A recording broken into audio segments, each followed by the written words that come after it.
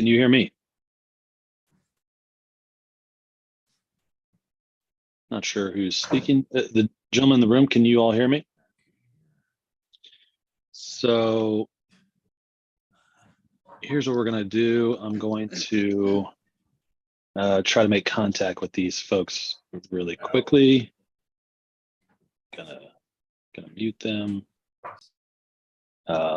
Everyone, if you could just bear with me for a minute, I'm gonna try to make a phone call and get everyone logged in. Just 1 minute, please. Thanks.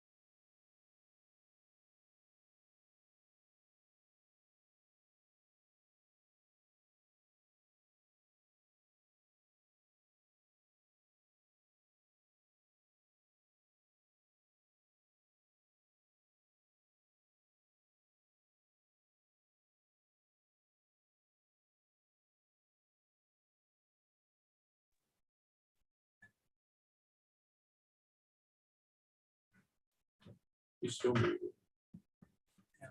Okay. Now see if we can hear it. There is back. Are you all able to hear me in that room?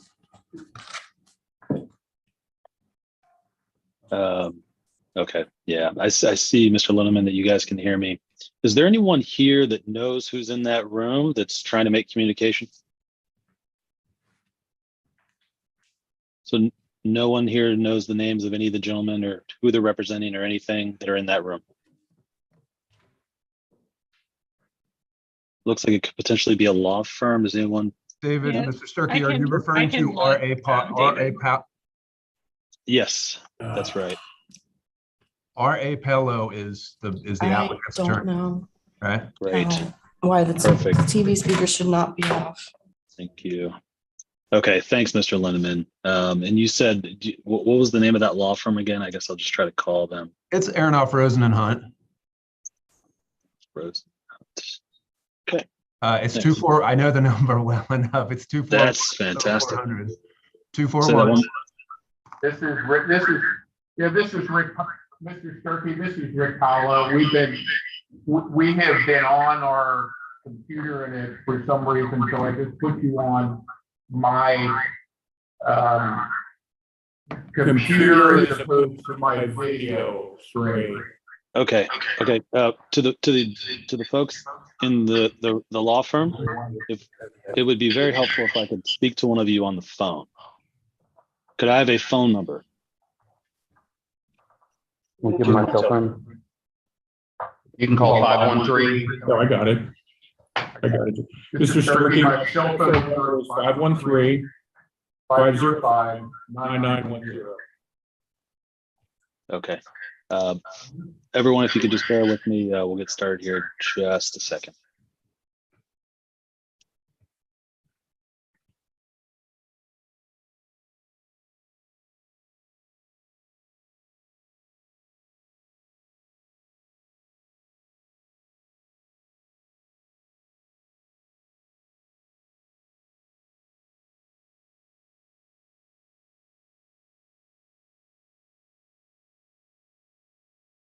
Okay, I'm assuming that you all can hear me in that room. The cell phone went straight to voicemail. It's probably on Do Not Disturb. If you could take the cell phone out or take it off Do Not Disturb, that would be very helpful.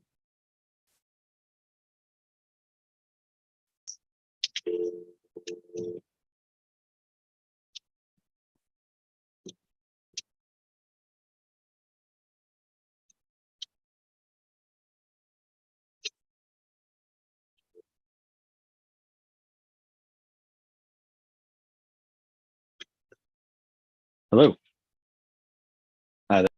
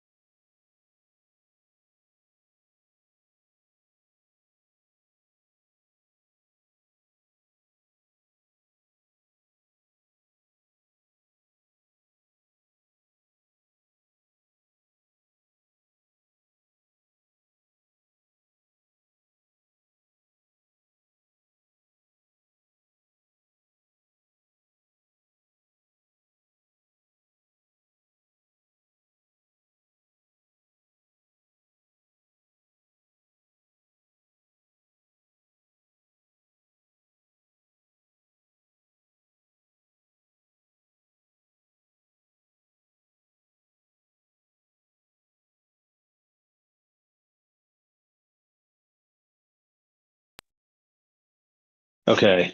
Sorry about that, everyone. I think we have it worked out. Um, like I said, we have started a recording and we have started the live stream for members of the public to observe if they would like. We're going to go ahead and get started. We're going to do that by just checking in all of the participants here today. So I'm just going to go off the orientation of my screen. As I call your name, if you could just give me your full name and who you're representing here today. And so I'll start with Mike's iPhone. If you could unmute.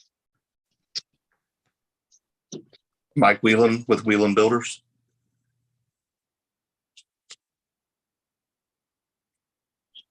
Okay, welcome. I see that we have Eric Walterman. Mr. Walterman, if you could unmute.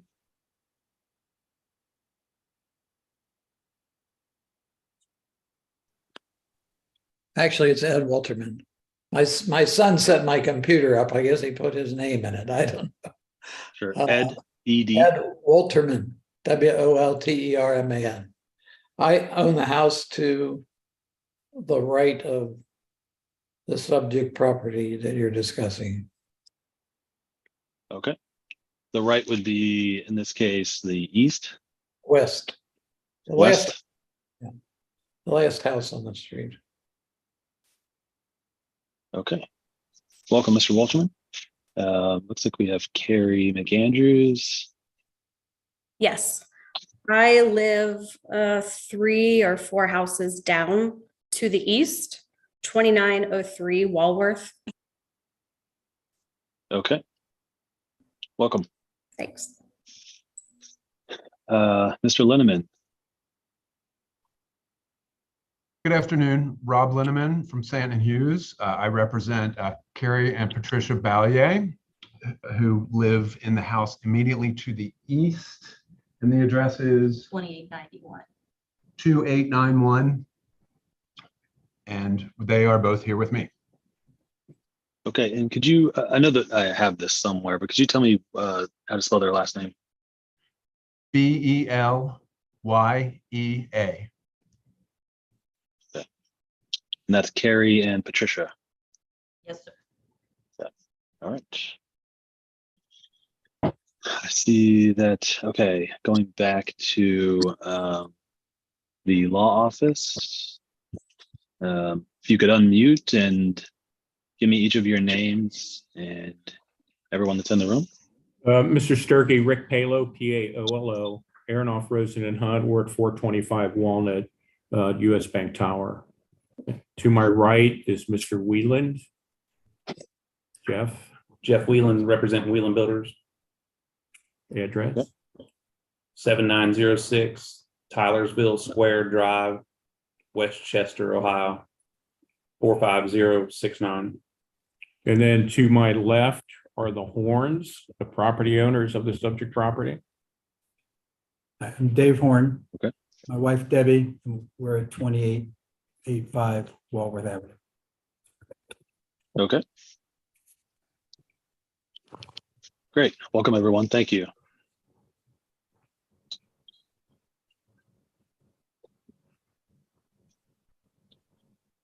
Let's see. I have a Brendan McAndrews.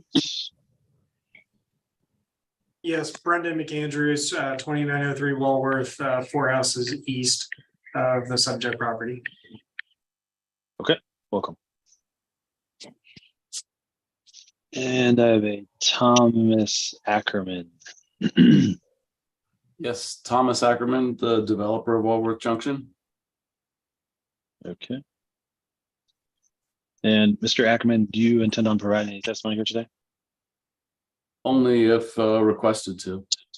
Okay, great. If you do end up providing any testimony at that time, we'll need you to activate your camera. Just like to give people a heads up that they may be on camera in the near future. But that's, again, if you intend on testifying. Okay, we also have, just for the record, 2 members of the Cincinnati zoning department, Wes Munzel and Emily Ahouse, that are also here. And unless, is it Palo, Rick Palo? Yes, that's fine. Yes. Is that not the correct pronunciation? No, and again, it's Aronoff, Rosen and Hunt. Okay. I think I had also logged in directly, so you probably had me twice. Gotcha. Are you expecting anyone else to join us here on the applicant owner side? In other words, are you ready to proceed? Okay. No. Great. Fantastic. Let's go ahead and get started. We have one more person that just joined us, Ms. Silverthorne. If you could unmute if you're with us. I am. Hi, my name is David Sturkey. I'm the zoning hearing examiner. I'll be presiding over this hearing. I'm getting everyone checked in that intends on participating in this hearing. Would you like to provide testimony in regards to this application? Perhaps. Okay. If you could just confirm Lisa Silverthorne is your name? Yes. And who you're representing here today, or are you an adjacent Myself, property? I'm someone who lives on the street a few doors down from the property. Great. Okay. On Walworth. Yes. Okay. All right. I think that we are ready to proceed. I need to run through our hearing script. The hearing script is just going to cover the procedure for the hearing. And then we can jump right into it. So this is the July 12th, 2023 session of the zoning hearing examiner docket. My name is David Sturkey. I'm the zoning hearing examiner for the city of Cincinnati. I'll be presiding over this hearing. The case before us today is case number ZH20230104. The purpose of this hearing is to allow applicants and any potential opposing parties to testify and to offer and refute evidence and testimony. This hearing will follow the rules found in the zoning code and the supplemental rules of the zoning hearing examiner. All testimony and evidence that an applicant or any opposing party wishes to offer must be presented at this hearing. The hearing will proceed as follows. The applicant, the applicant's attorney, or the applicant's agent will first present the applicant's case. The public will then have an opportunity to speak after the applicant has presented its case. If the applicant is represented by an attorney, the applicant's attorney may cross-examine any person who has testified at this hearing. If a party of record is represented by an attorney, the attorney for the party of record may present witnesses after the applicant has presented its case and may cross-examine any person who has testified at the hearing. In the event that any party testifies or offers argument in opposition to this application, the applicant shall have an opportunity to rebut that testimony and or argument offered in opposition. After the applicant has been given an opportunity to rebut any testimony and or argument offered in opposition, any attorney for a party of record will have an opportunity to make a closing statement. And then finally, the applicant will have an opportunity to make a closing statement. After all presentations have been made, I will close the hearing. Decisions may be expected within 2 weeks. I may limit or exclude any testimony that I deem irrelevant or outside the scope of the application being considered. I may interrupt any speaker to ask questions or to make any comments. In the event of any technical difficulties, as we've already seen here a little bit, I'll do my best to troubleshoot those on the fly. To the extent there's some defect that prevents us from meaningfully going forward with this hearing, I may continue or postpone the hearing at my discretion.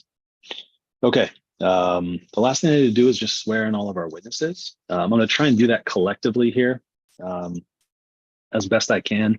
If you know that you would like to provide some testimony here today, make some comment, ask a question, really do anything other than just strictly observe here today, then the zoning code requires that I swear you in. That of course excludes any attorneys. So if you know that that's you, I'd ask you to go ahead and take yourself off mute now. I need all of those people to raise their right hand and to answer out loud. And to the to Rick, I know you have a limited view there. I'll swear your clients in as they testify. But everyone else that I can see on the screen, go ahead and raise your right hand. Please answer out loud. Do you solemnly swear the testimony you shall give will be the truth, the whole truth, and nothing but the truth? I do. Yes. Thank you. And to Mike Wieland and Ed Walterman, I'll need you guys to go off of mute, please. Take yourselves off of mute and then raise your right hands and answer out loud. Do you solemnly swear the testimony you shall give will be the truth, the whole truth, and nothing but the truth? I do. Ed? I will. I do. Okay, great. All right. I am going to leave everyone else on mute if you're not in the process of testifying, just to cut down on background noise as much as possible. Okay. Rick, is it okay if I call you Rick? Yes, please. Okay. Rick, are you ready to proceed? We are. The way it really, I'm pretty liberal about how you want to orient your presentation. You can give opening remarks if you'd like. You can ask your clients questions directly, like a direct examination, or you can just give them the floor to testify openly. Really, however you'd like to present this application, it's up to you. So with that, the floor is yours. Thank you, Mr. McAndrews, and as well as participants. Again, Rick Palo representing the homeowners, the Horns. Again, to my left, Mr. McAndrews, and you can't see them, and they don't at this time anticipate providing any testimony. Again, to my immediate right is Mr. Whelan, the builder on the property, a builder of the property, as well as the applicant. The staff report goes into the analysis very, very detailed. So I'm not going to reiterate or go into anything other than what we have objected to or do object to in the staff report. And that is the recommendation to cut back the deck.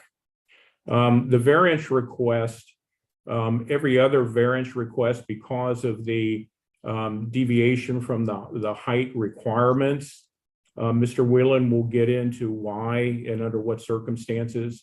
But all of those, we agree with the recommendations that contained in the staff report that Mr. Montel has already provided to everyone. Again, except for cutting back the deck, because we don't feel that the impact to the adjoining homeowners is really significant.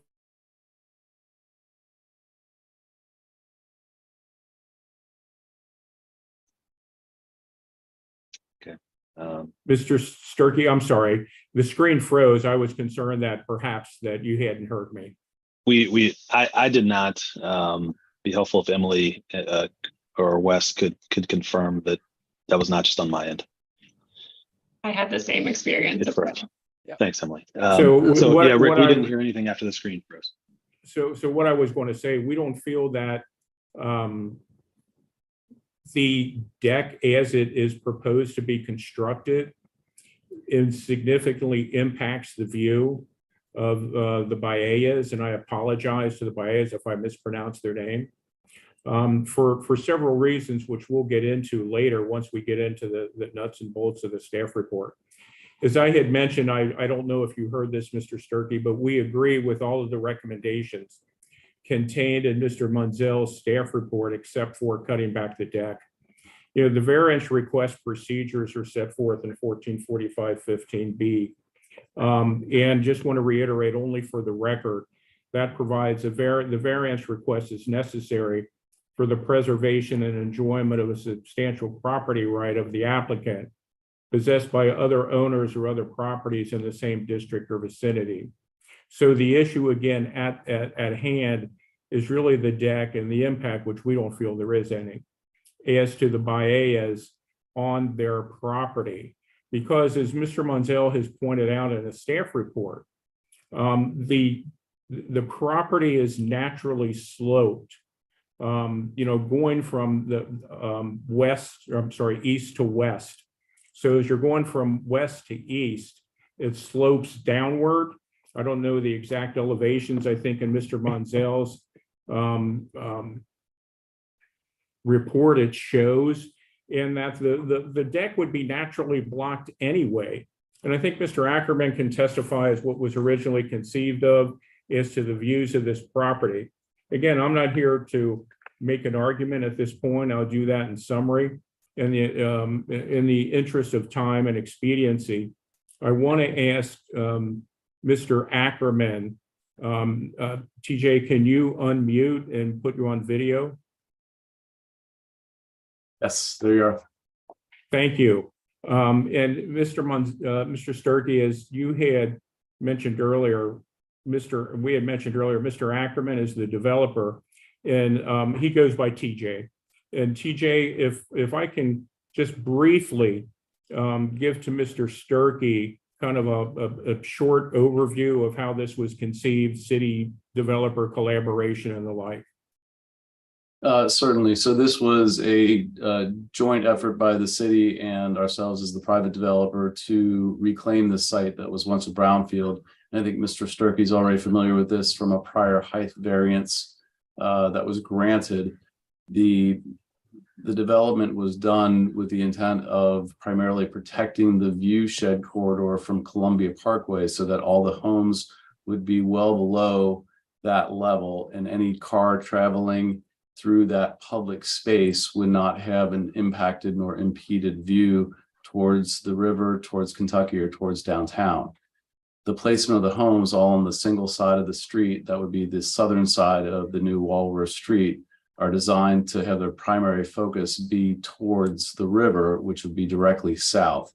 So the design of the development and the design of the homes work hand in hand to focus all view shed lines towards the rear of the property and not towards the sides or really in any way impacting anything above them. So I think that's all contained in the prior height variance, not only application, but ruling that was given. I believe Mr. Sturkey, you were the one who gave that prior as well.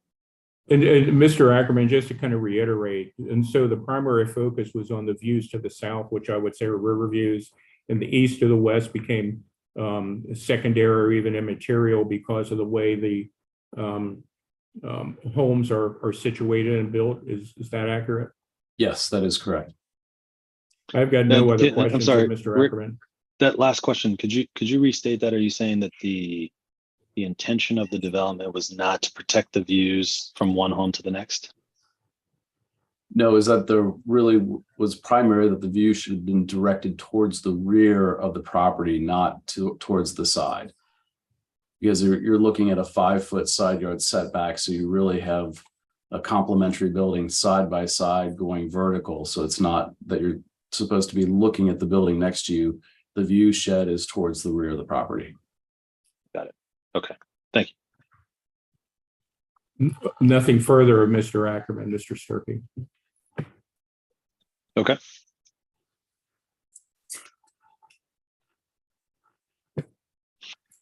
Did you have anything else, Rick? Yeah, I think Mr. Linneman had his hand raised. Yeah, Mr. Linneman, I'm guessing you want to cross-examine Mr. Ackerman? I was, yes. Do you want to do that now, or do you want to save our questions for the end? How do you normally do it? I've done it several ways. Why don't we go ahead and allow you to do that now, just for continuity's sake. Okay. Mr. Ackerman, if you could rejoin us with your video and unmute. Thanks. Sure. Good afternoon, Mr. Ackerman. My name is Rob Linneman. Is it true or false that when you marketed the property there, you used 360-degree drone photographs or drone materials that showed the view 360 degrees from the various sites on the lots. That is correct. Okay.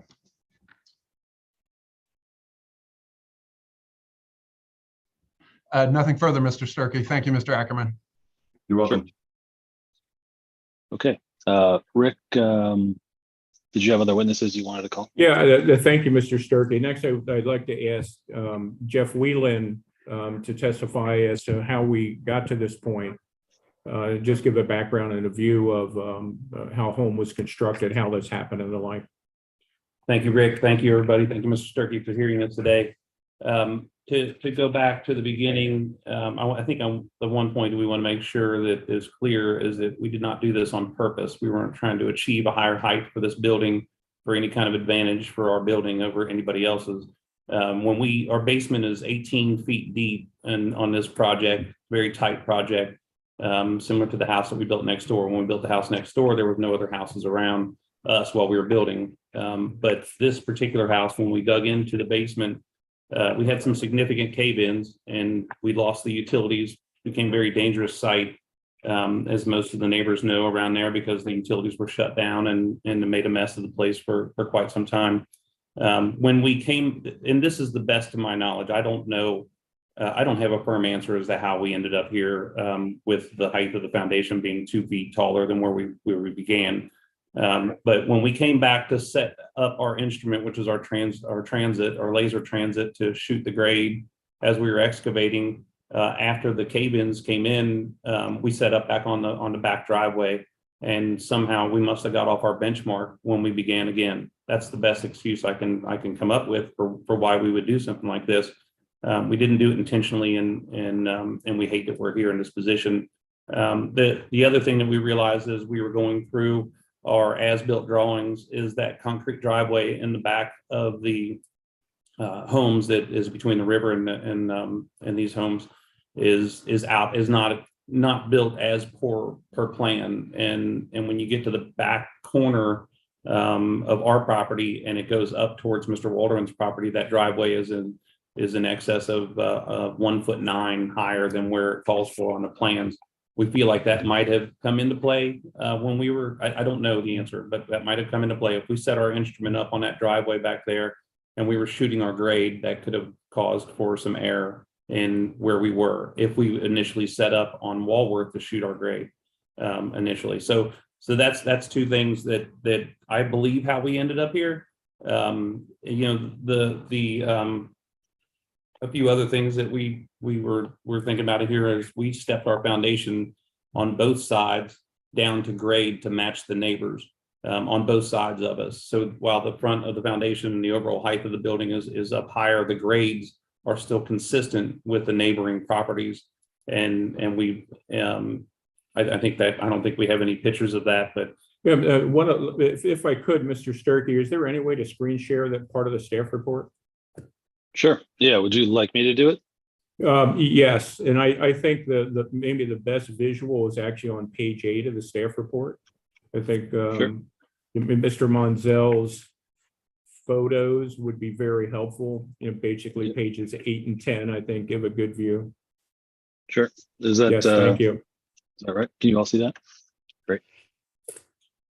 As we look at the back of the homes and we look at the front of the homes as we come to these, the last 3 or 4 properties on Walworth, it goes up a pretty decent increase in the hill.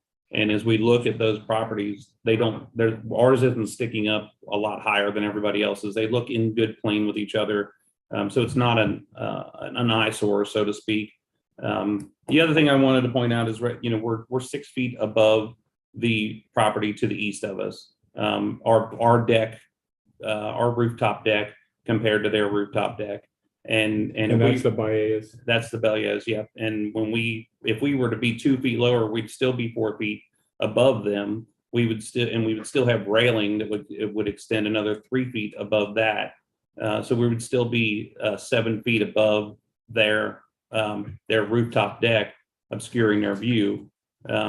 Another point that I wanted to make is the river curves and it doesn't follow a straight lead. I just say this because I think most people, when we were talking to them about building down there, they wanted to see the city and during the day and at night. And the city is on a bend of the river that bends towards the south. And as you sit on any one of these rooftops, you can still see the city, not 90 degrees to you, but probably 45 degrees sticking off of the back of the rooftop deck. Still a very, very beautiful view. We've tried to come up with some resolutions if we were trying to reduce the height of that back portion of the building. And we have a few suggestions that we've talked to the neighbors about, and they haven't perceived them well. And we also we weren't sure, when Wes made his recommendation to cut the back porch off by more than half, more than 50% of it. We were trying to come up with something that would. And Wes is who just. Wes Menzel, who's on staff for the city of Cincinnati, in his staff report had made the suggestion that we cut more than 50% of our rooftop deck off to keep the railing out of the view from the side. And one thing I didn't understand on that, and I haven't had it, when I asked Wes about it, he said that the railings have been in the zoning, in the parallelogram height since 2018. Both of the houses that we built down in Walworth, when we submitted our building plans, the plane of the parallelogram comes from the top of the parapet wall to the top of the mansard roof on a point of our roof on the front of it.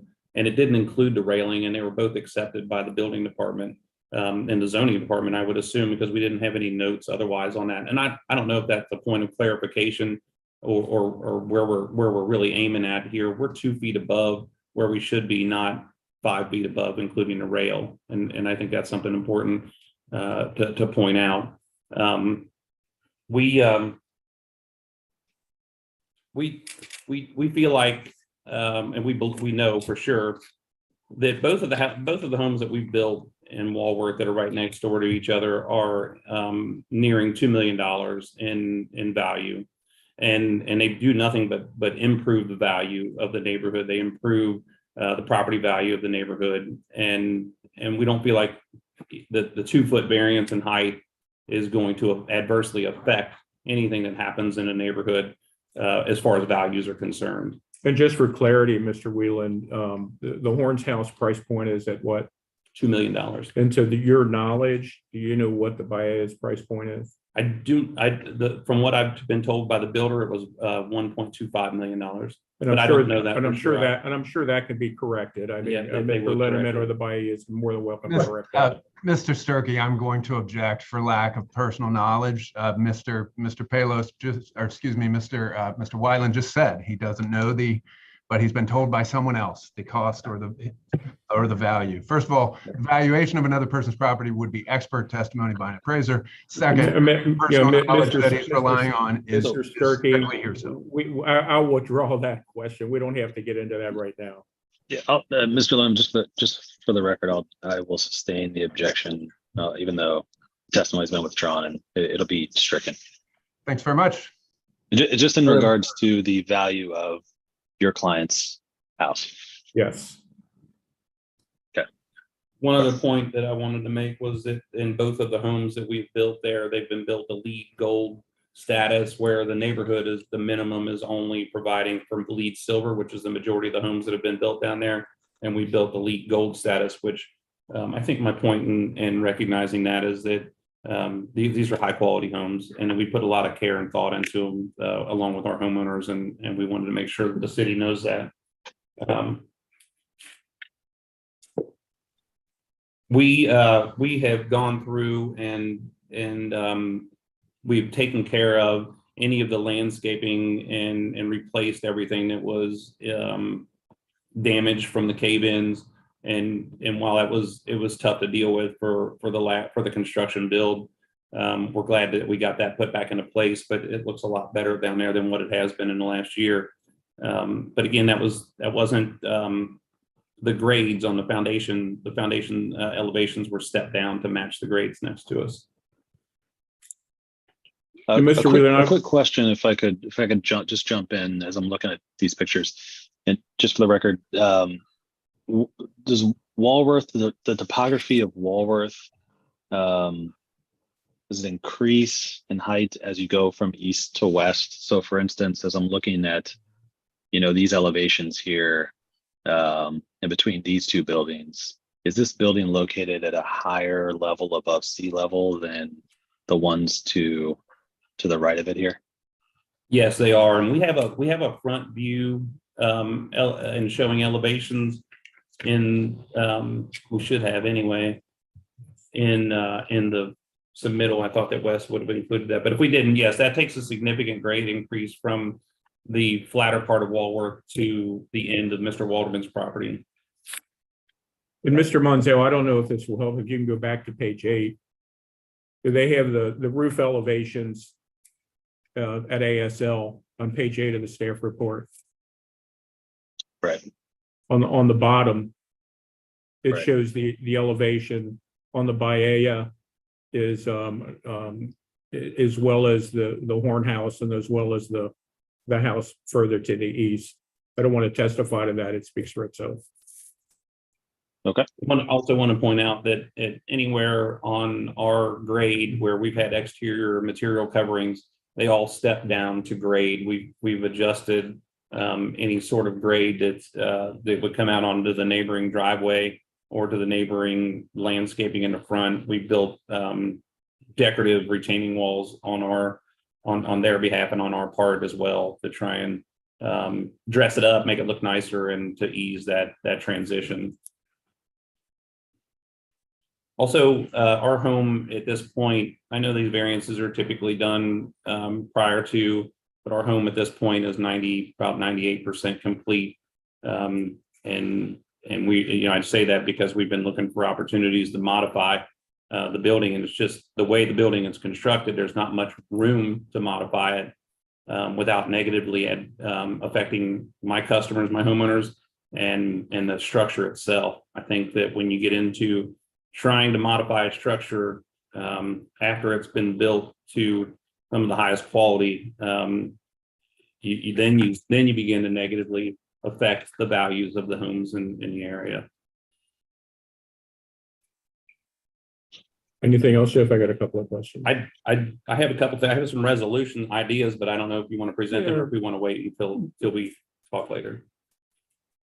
But I'm done for now.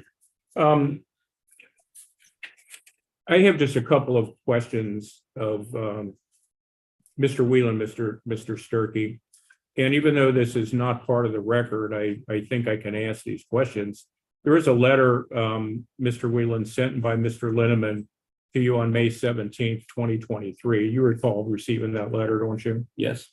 And in the letter, it indicates that Carrie Biela notified the city on or about June 28th, 2022 of the violation, the height violation.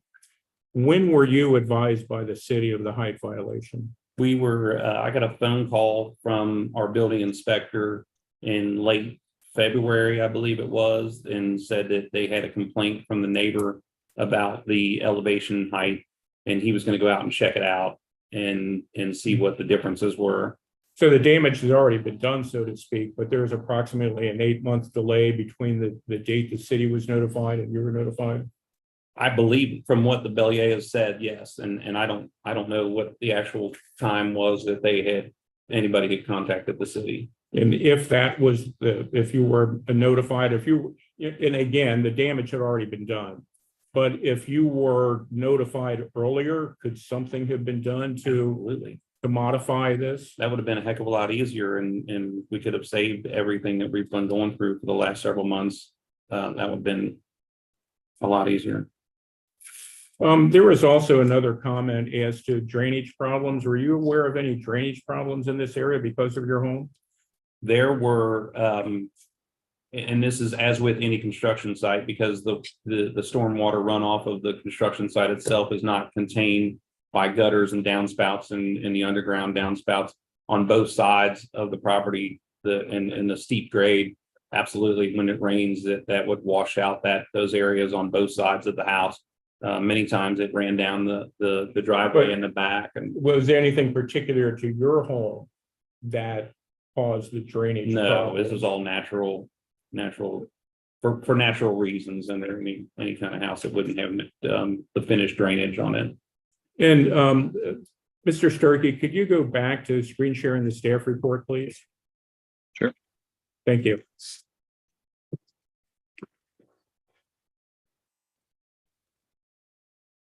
And Mr. Whelan, if you could take a view of the lower photo, which is from the rear of the properties.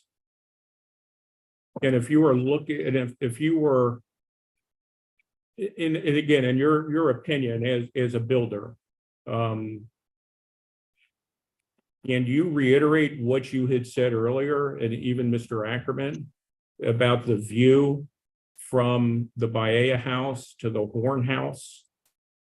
As we look at this, the Belliers have two porch areas. They have a lower screened in porch, and then on top of that, they have what we would call a rooftop deck. And then if you look at our home to the left of that picture, that whole, there's a white trim board that's ran across there. That would be our rooftop deck.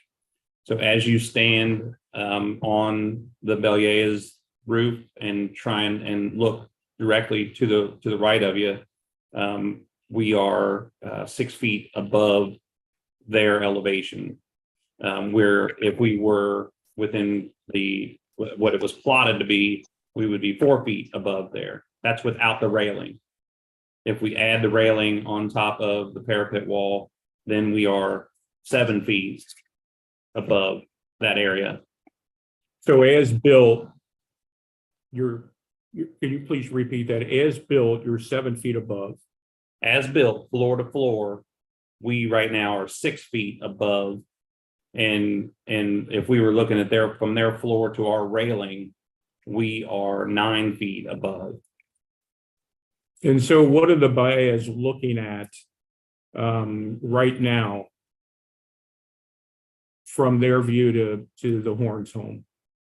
They're looking at the side of our house. Regardless of whether or not the height was correct or as it is built? Correct. I have no further questions of Mr. Sturkey, or Mr. Sturkey, I have no further questions of Mr. Whelan. Okay. Thank you. Before, Mr. Linneman, do you have some questions for Mr. Whelan? You have to unmute, sorry. I do have a few questions, yes. Okay. Floor is yours. Good afternoon, Mr. Whelan. Good afternoon. Let's see. Is it correct that when the collapse occurred, was it your brother who was driving the excavator when the collapse occurred? Yes. Okay, so you operated that, your company did that yourself personally? Correct. Okay. Was there any, the collapse was only on what I will call the front, that is the street side of the lot, is that correct? The north side of the lot? No, sir, it collapsed on Mr. Walterman's side as well as the Bellier side. With the front. But to the north, not to the south, is that correct? Correct. On the south side, it evens out with the street in the back. So yes. Right. It was basically, it was almost level at the south end at the time of the collapse, right? Correct. Okay.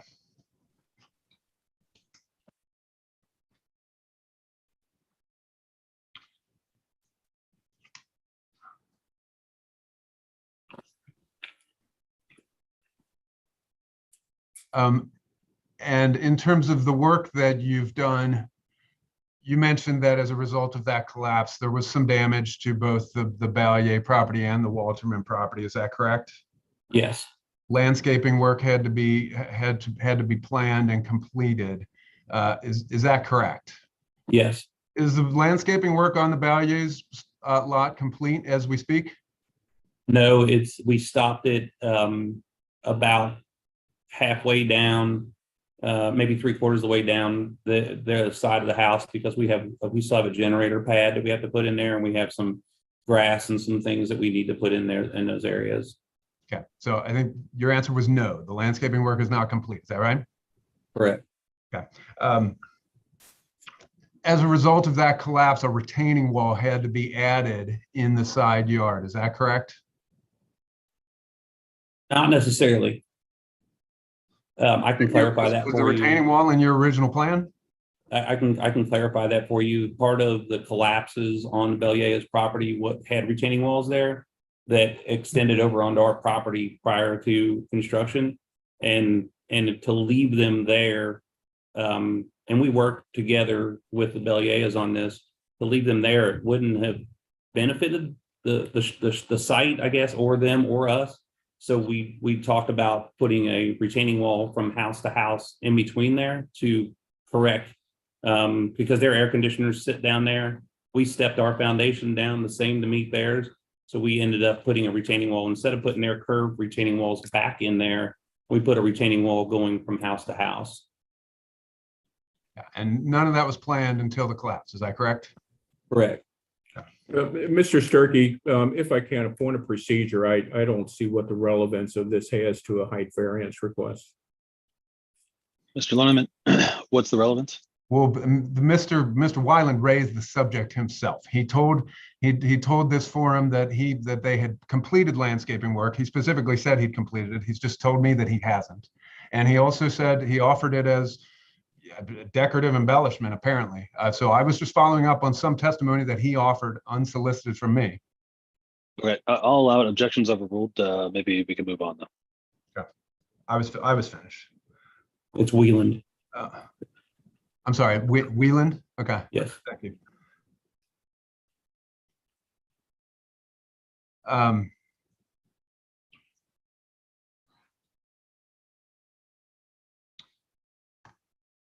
Mr. Sturkey, could we see the page of the staff report that you had before? I believe it's page 8 of the staff report. Sure.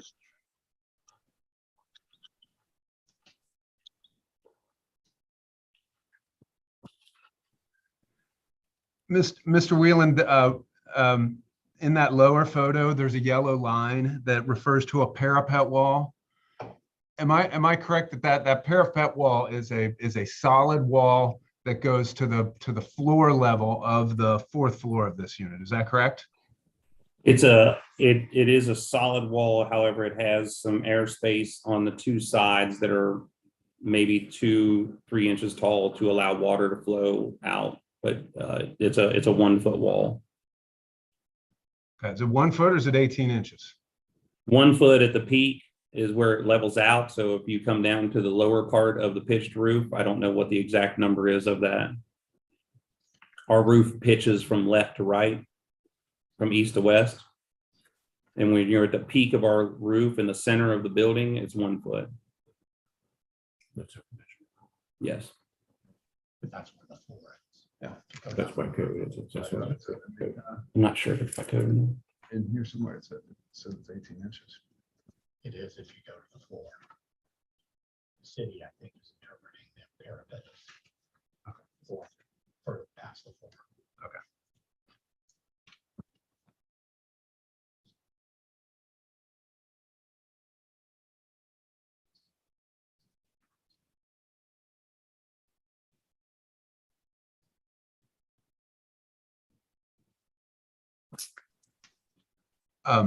Mr. Sturkey, you can unshare your screen.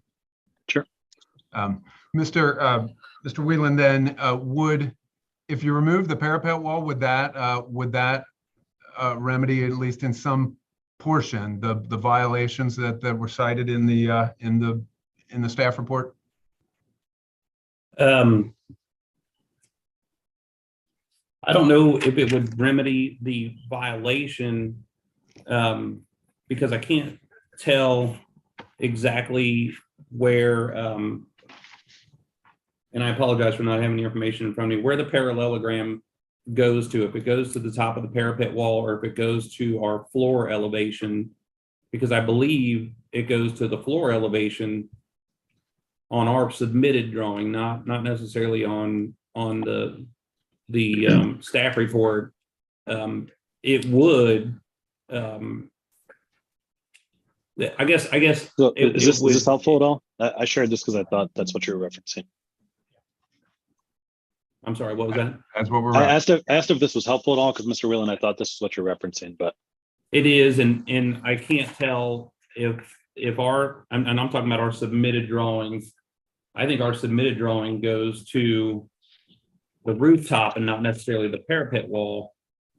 If we remove the parapet wall, you still have some sort of railing there that goes above there. So even if we, and I'm open to remove the parapet wall, but we will still have railing there. Understood. Thank you.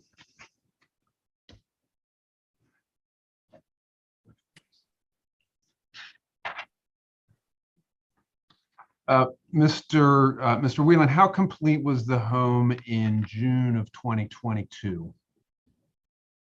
The fact, am I just to set a couple benchmarks here? Am I right that the collapse in the excavation occurred in April 2022? I don't know the exact month. I apologize for not having that, but that time frame sounds familiar. That if we would have been in that spring coming to summer from the excavation to foundation stage. Okay.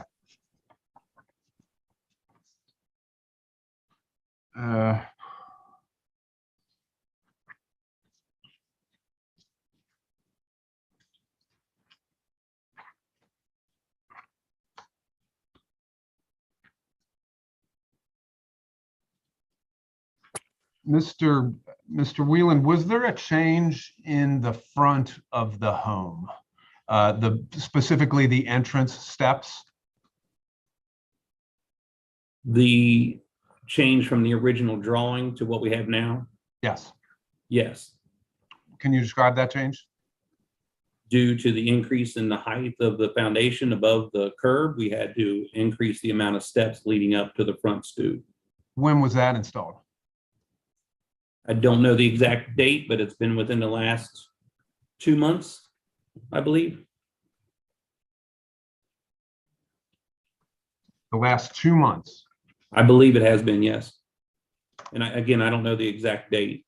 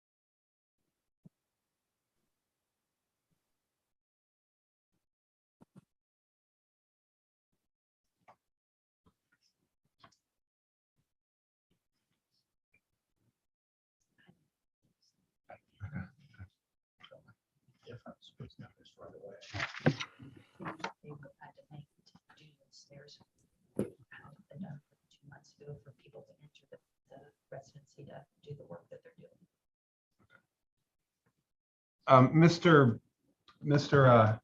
Whelan, in your submission, in your letter to the in support of your zoning package, you represented that the top of the rooftop,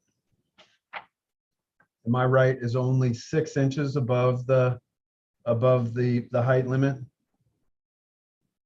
I did represent that, and that is on the parallelogram.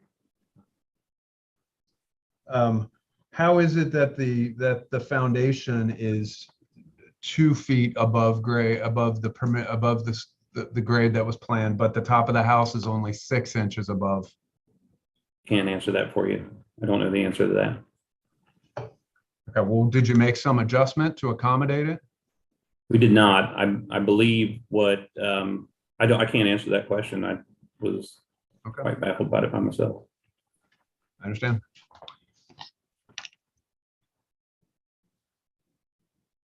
Did I miss anything?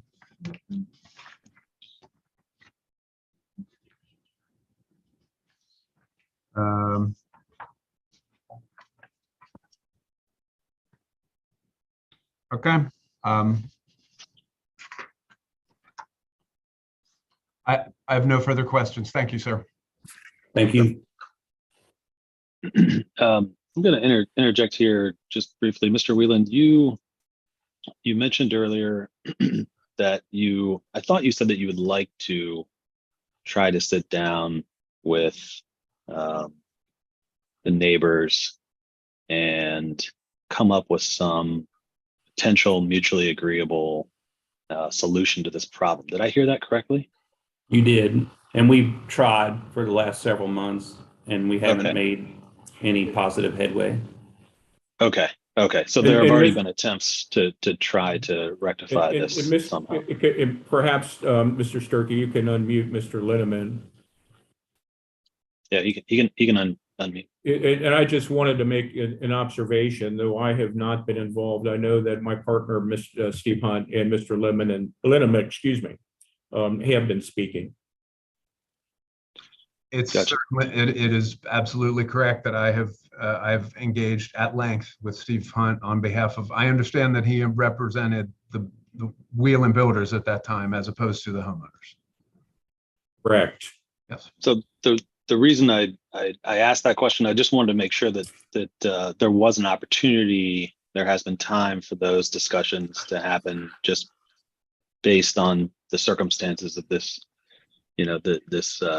this application, that those conversations have happened and that they were unsuccessful, and that any additional time is not something that anyone here is looking for to attempt to try to find a mutually agreeable solution. Is that correct? We were told it was the builder's intent to proceed with the application today.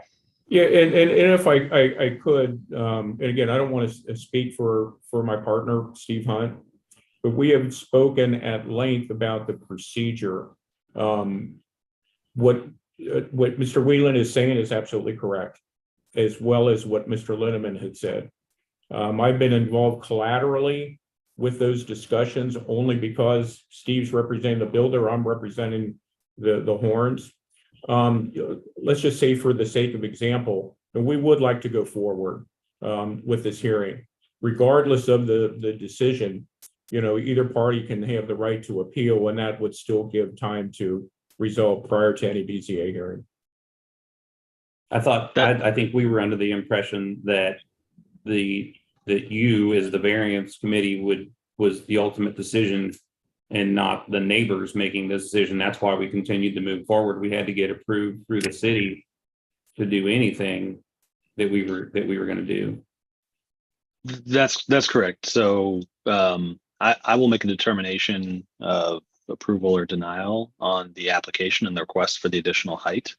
I was simply asking that whether you believe that it would be fruitful, and whether the neighbors believed it would be fruitful, to give you all more time before I make that decision to try to come up with something that is mutually agreeable, which, it can I think would be, again, that's up to you. That's just something that I offer. I wanted to make sure that those discussions had happened. Yeah, Mr. Sturkey, if I could, if I can mute, I just want to have an off-camera brief discussion. Sure. Let's take a quick 5-minute recess. Okay. Thank you. Okay. Be right back.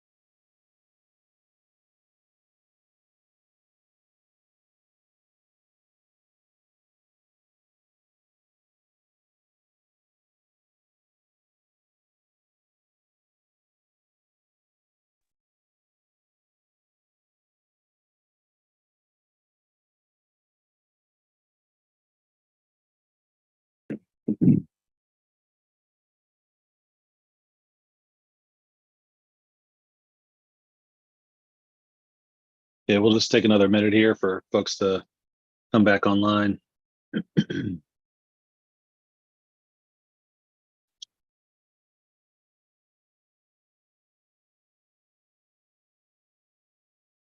All right.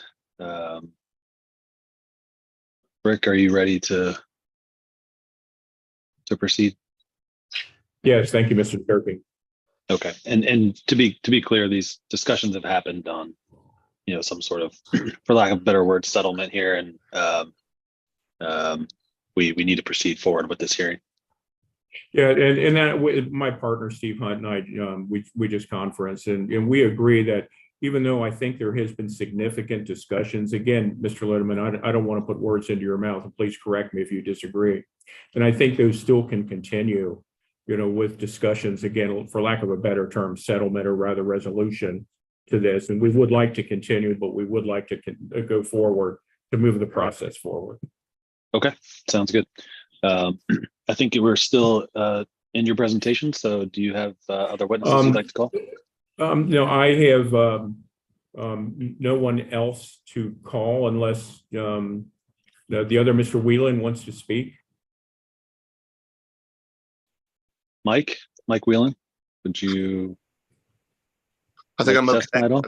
I'm good with what's been discussed. Okay, great. Thank you. We have no other testimony to provide, Mr. Sturkey. Okay, thank you very much. So I think we will move on at this point to public comment. So let's see, I think the first member of the public that I had checked in here was Ed Walterman. Ed, are you still with us? Yep.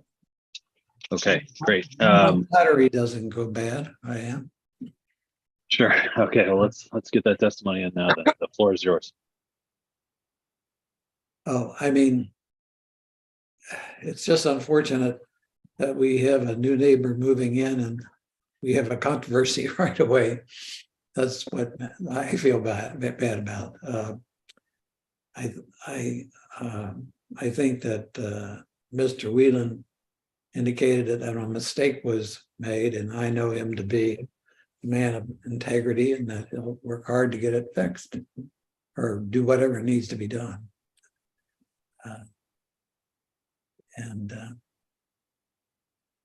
I hope Horns can move in soon. Yeah, and so, Mr. Walterman, I mean, at this point, what Mr.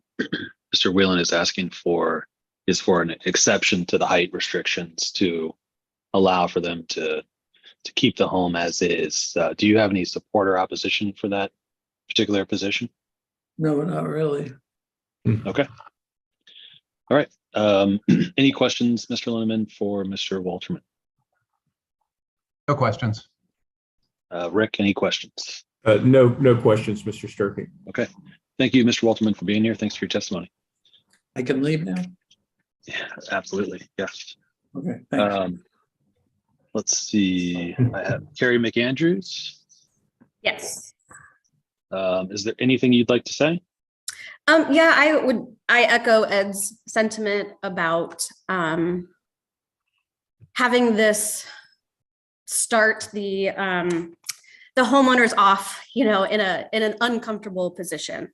I don't feel that it's fair for either homeowner at this point. We have a very tight community down here.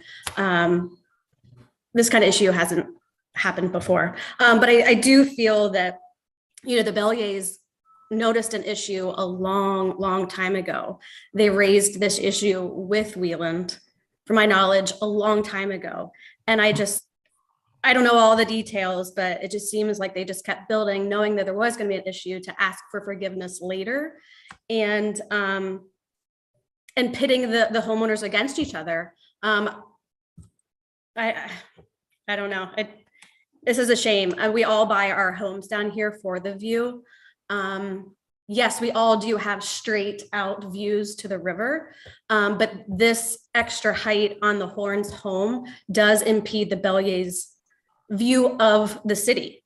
We do buy our houses for the city view as the developer sold it. You have 360-degree views, the river, the city, east, west, all around. And I just feel that the Belliers shouldn't have been put in this position. It should not have gotten to this point.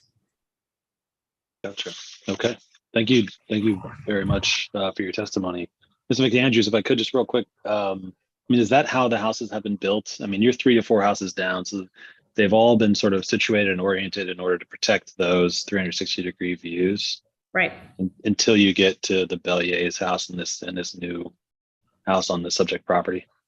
Right. It's all kind of like a staggered view. Yes, the elevations do go up the further west you go, but your homes are supposed to accommodate to that. Sure. So the last 2 homes, Ed got a variance, which is great, but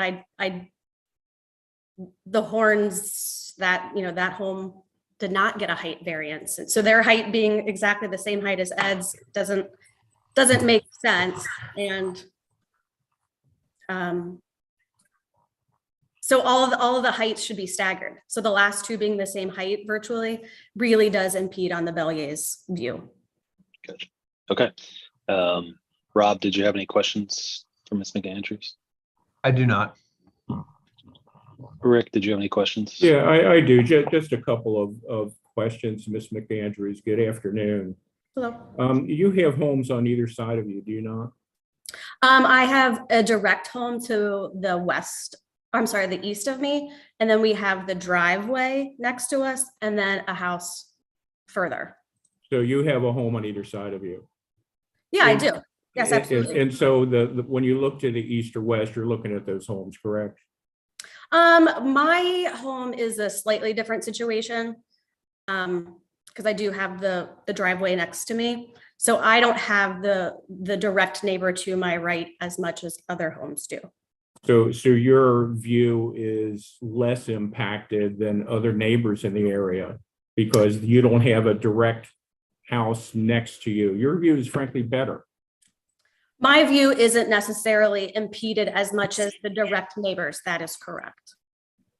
But I do have a vested interest in this community and my neighborhood and my neighbors. And also you had mentioned that the Baellas had notified the builder. You really don't know that, do you? I know that they had noticed an issue a very, very long time ago. But you don't know that the builder was notified by the Baellas, do you? I have not seen paperwork, but yes, I am certain that they have been, they have reached out to the builder a long time ago. I do. And Mr. Sturkey, I think the point had been made. I don't want to belabor the point, Ms. McAndrews. You have no proof, you have no writing, you have no direct knowledge whatsoever that the Baellas notified the builder, correct? Sure. If you would like to get me to say yes, sure. I have no further questions, Mr. Sturkey. Thank you. Ms. McAndrews, thank you very much for your time, your testimony here today, for answering those questions.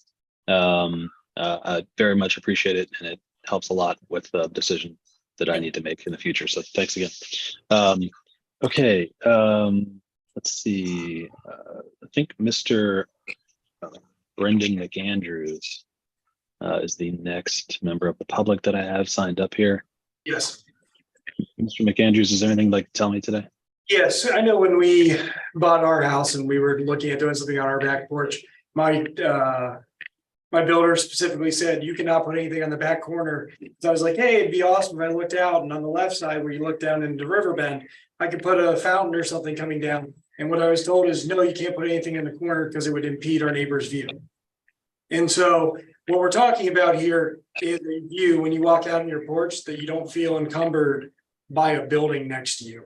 We were all told that even umbrellas would likely be excluded on our porches. So like it's been discussed, this is an unfortunate situation that it all goes back to the developer who's haphazardly put together this project.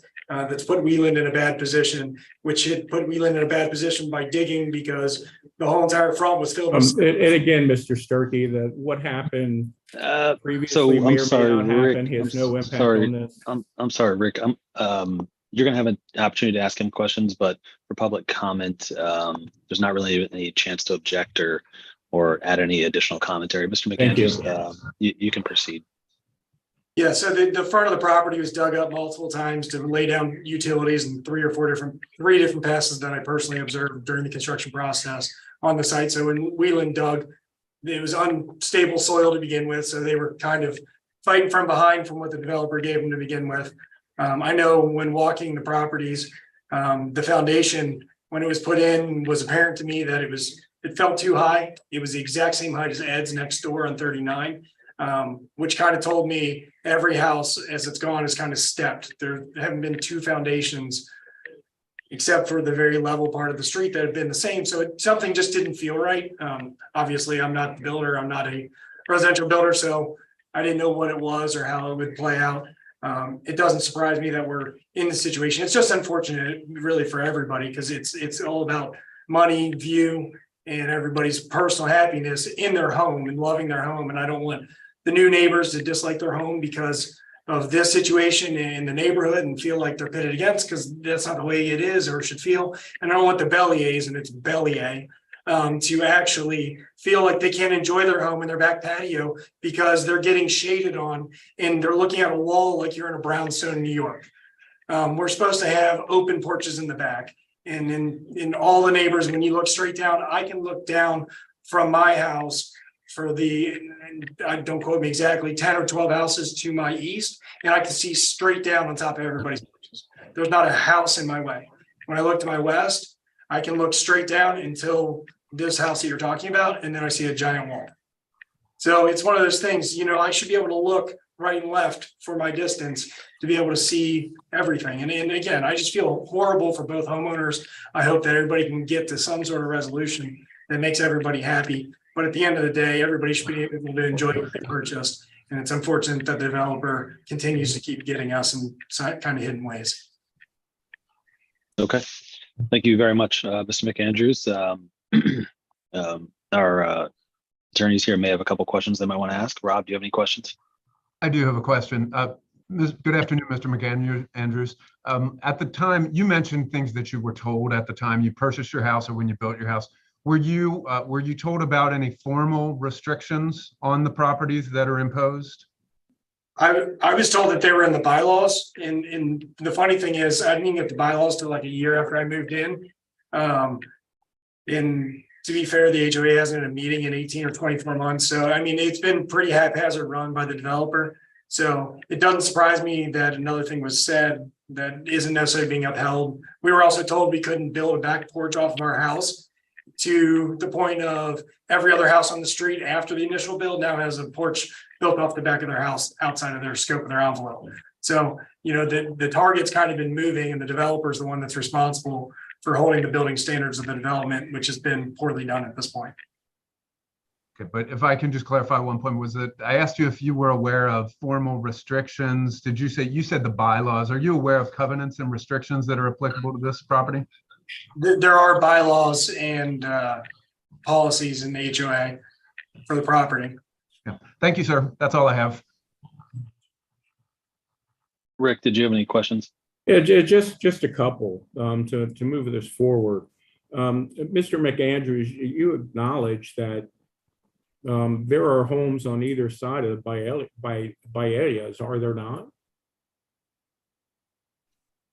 Belliers. You need me to repeat the question? I didn't actually hear the finish of the question. You acknowledge that there are homes on either side of their house, correct? Yeah, there's homes on either side of almost every house in the city. I'm not sure. Exactly. All right, I have no further questions. Thank you. Okay.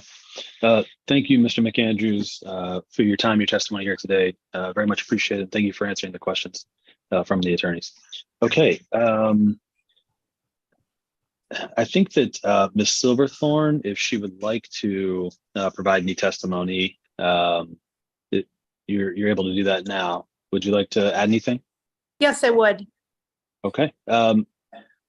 You were sworn in, correct? Yes. Okay, great. Floor is yours. Okay. So the first thing for the lawyer for Mr. Whelan or for the Horns, the party's name is Bellier. The least you can do to take this seriously is pronounce their name correctly. So Yeah, please, we before don't- the call we is don't ordered. really- We don't need to get into that, Ms. Silverstone. At the beginning So- of this, My name So, is not Rick- Silverstone. At My the name is begin- Silverthorn. Rick, We can Rick. move on. It's Yeah, a point of let's- respect. Let's please try to limit the back and forth here. Rick, you'll have an opportunity again to ask questions, but Ms. Silverthorne, what would you like to tell us? Thank you. As I've listened through all the arguments, the summary that I am concluding is that Mr. Whelan acknowledges a mistake was made, doesn't know how it was made, acknowledges it was made, and says, but I fixed most of my other mistakes. I've invested a lot of money in this home, and I'm upgrading the neighborhood by putting in a home worth near $2 million. But what's being missed is the erosion of value for the Belliers. And that could have been prevented by the city reviewing plans and doing inspections. It could have been prevented by the developer doing what developer is responsible for doing and holding to a certain standard and observing what's being constructed. And the builder certainly would have noticed that the foundation was wrong from the beginning. So if there are no repercussions now assigned to any of those three parties, then the Belliers and the next person to build a home in this situation are irrevocably harmed. So I know it is expensive now to make a correction, but if nothing happens, then we're saying it's okay to just say, oops, well, I tried, sorry that I failed, but there's real value loss to the Belliers, and it could happen to anybody who builds in this city. So the standards have to be enforced, and respect needs to be shown to the citizens that are the home builders or the home builders who make that investment, and not oops, I'm sorry, I wish it didn't happen. That doesn't do anybody any good. So I hope you will keep that in mind when you make your decision. And the last thing, if the Horns are on this call, I want them to know there's no animosity with the homeowners. I would put this clearly on the shoulders of the city, the developer, and the builder. There's no issue with the other homeowners. That's it. Thank you. Thank you. Rob, did you have any questions you'd like to ask Ms. Silverthorne? I have no questions. Thank you. Okay. Rick, did you want to ask any questions of Ms. Silverthorne? no questions. Okay, great. Thank you, Ms. Silverthorne, for your testimony here today. Okay. We are at the portion now where a party of record, if represented by an attorney, may present witnesses and present a case. So, Mr. Linneman, do you have any witnesses you'd like to present?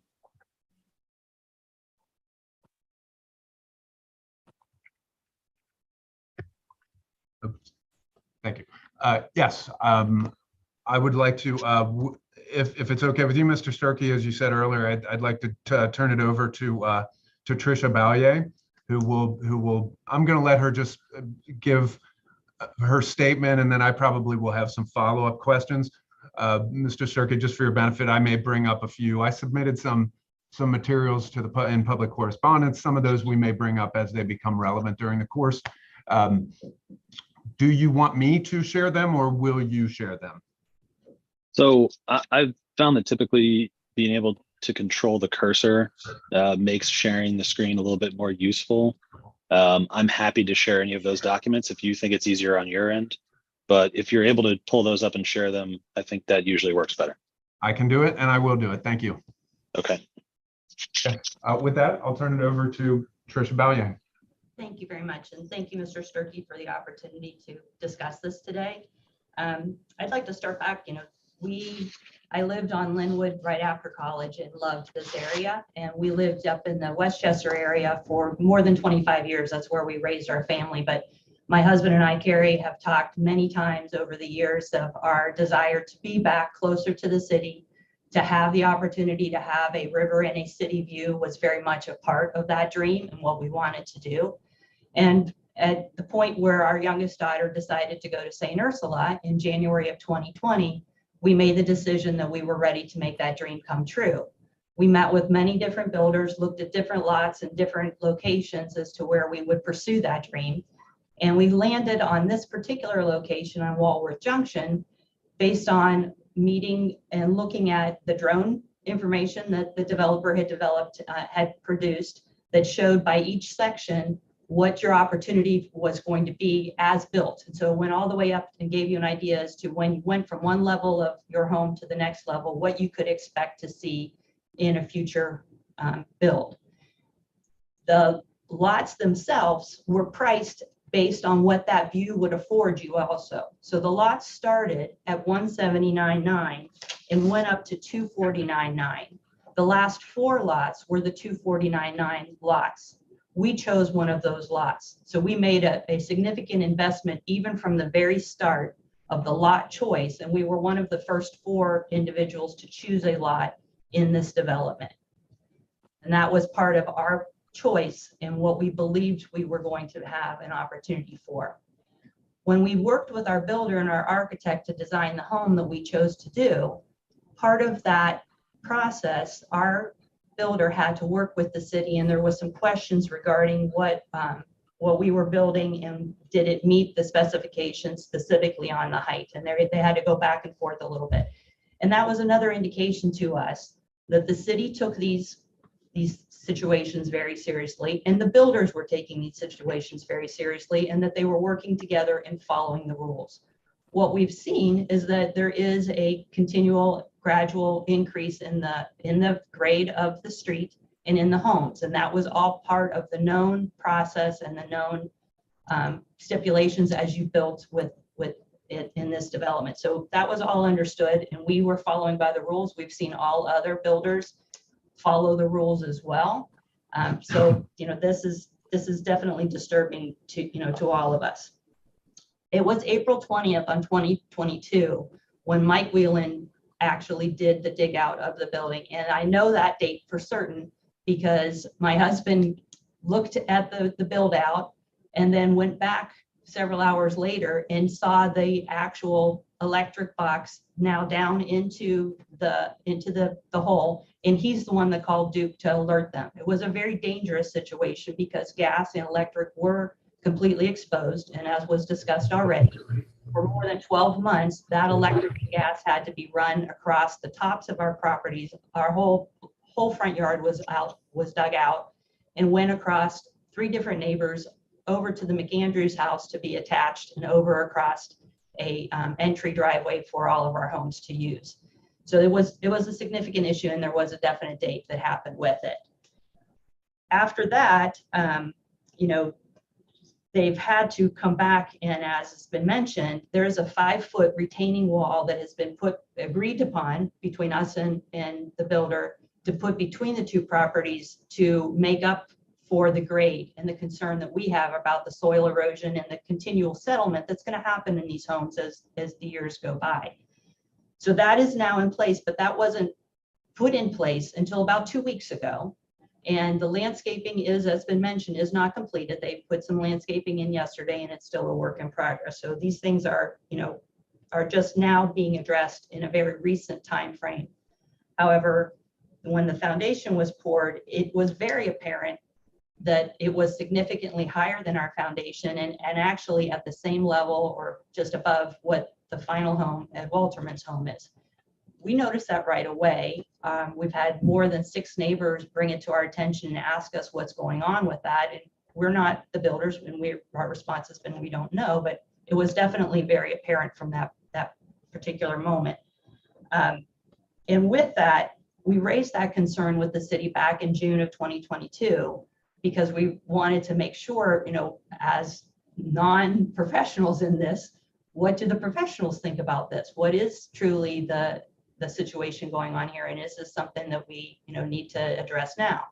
So we felt like we were reaching out to the individuals that would help anyone adhere to any provisions that needed to be in place. And then we reached back out from June and August of 2022 and asked, where are we at now? Has there been any review of this?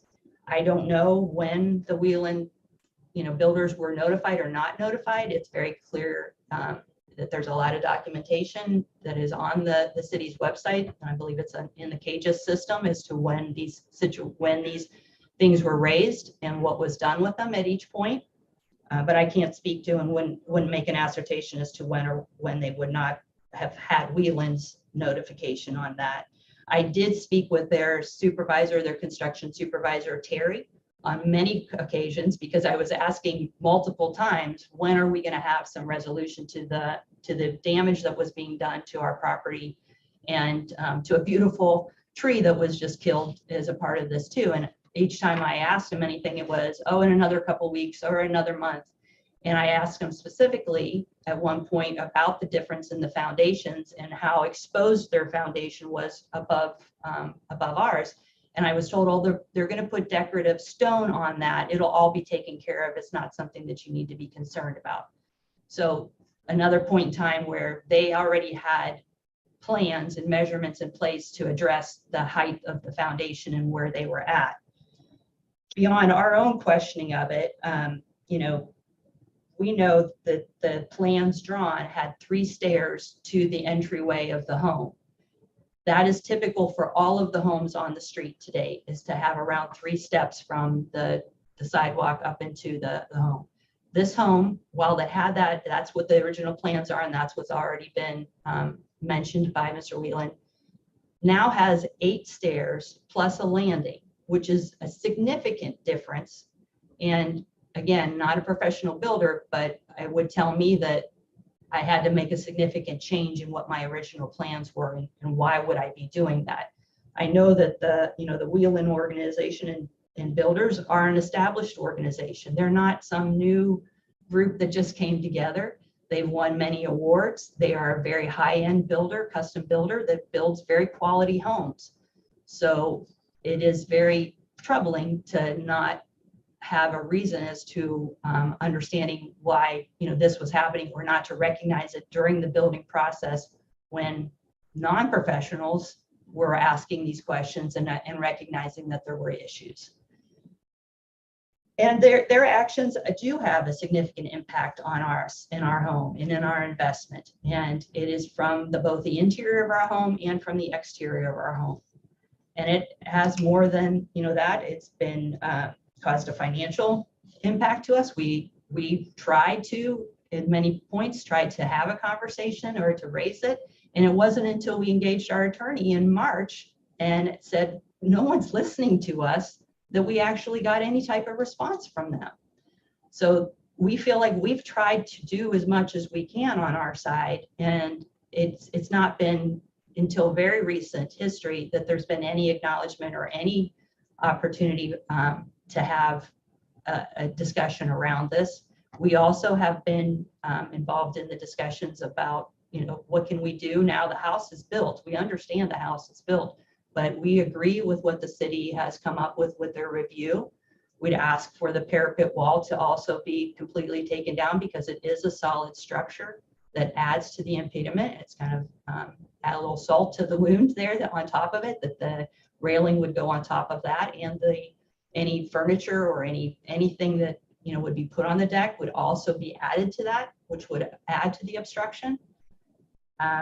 And we totally believe that this is truly on the builder's shoulders, and we have a very nice community, as it's been mentioned by some of our neighbors, of things that we've become friends with these individuals. We've had opportunities where we've gone to Keeneland, as a whole group, where we do progressive dinners. We welcome in a welcome package to everybody, from the original homeowners to the new homeowners that join the street. And it's a very nice community, and we want to see that continue. We don't want to have any animosity with our new neighbors. We certainly want to have the opposite and welcome them. And it's very unfortunate that we've been put in this situation. And we believed that the people and the provisions that were in place were there to protect us. And we hope that that is true, and that will still continue to protect us. Anything that you would like to add, Carrie? No. Thank you. One quick question or clarification. Is it Bellier? Is that right? Yes, thank you very much. Ms. Bellier, you said you have looked at the staff report and the recommendations from the zoning staff, We have. and you all agree with their recommendations, or that's something that you would like to see happen? If I may, Mr. Starkey, I'll get into the details of precisely our position on the, Okay. as I see it, I think there's 5 components to that recommendation, and I plan to offer that in our closing, if that's, Okay. if that's okay. Yeah, absolutely. I just wanted to make sure that I was hearing that correctly, but I'll hold off until your closing. Okay.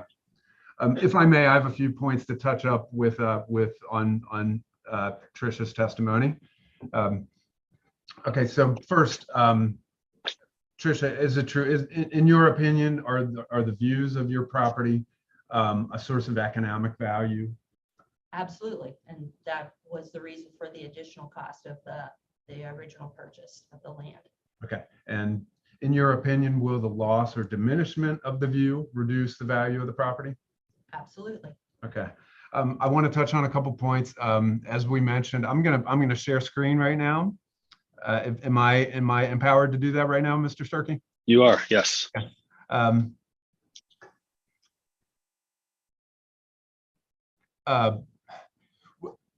So it's the green button on the bottom toolbar. There we go. Can you see it? Okay. Mr. Starkey, with your permission, Mr. Ballier, Kerry Ballier is actually the recipient of some of these emails, so I might use him to just authenticate if that's okay. And I wouldn't call him separately if it's okay with you, if I can just use him to authenticate some of these exhibits. Is that all right? Yeah, sure, that's fine. Okay. So Tricia, you mentioned that you received marketing materials that you looked at, which provided 360-degree views of the properties at different points. So I'll ask you, Kerry, is this a copy of the materials that you received right here? Mr. Linneman, for Yes. expediency purposes, we don't have an objection to the authenticity. Okay, great. All right, so thank you very much, Rick, appreciate it. So first you got an email, and you say those were submitted, they were very detailed, right? They showed there were different zones within the lots and different heights for each spot where they were provided. They did. Okay, so I'm going to share just real quickly the other component of that. There's a map that shows some of the detail with which the views were specifically marketed. You'll see here it's zone A, B, C, D, E, F, G. Oops, I haven't shared yet. Sorry. Zones A, B, C, D, E, F, G. Each of which were very detailed views were provided. Okay.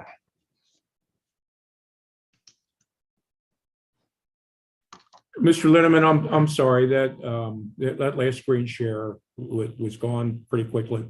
Oh, would you like to see it again? Okay, sure. Yes, My apologies. please. Sorry. And Rick, these are in the public correspondence file. This is labeled Ballier Exhibit 2. The first email is labeled Ballier Exhibit 1. Thank you. Okay.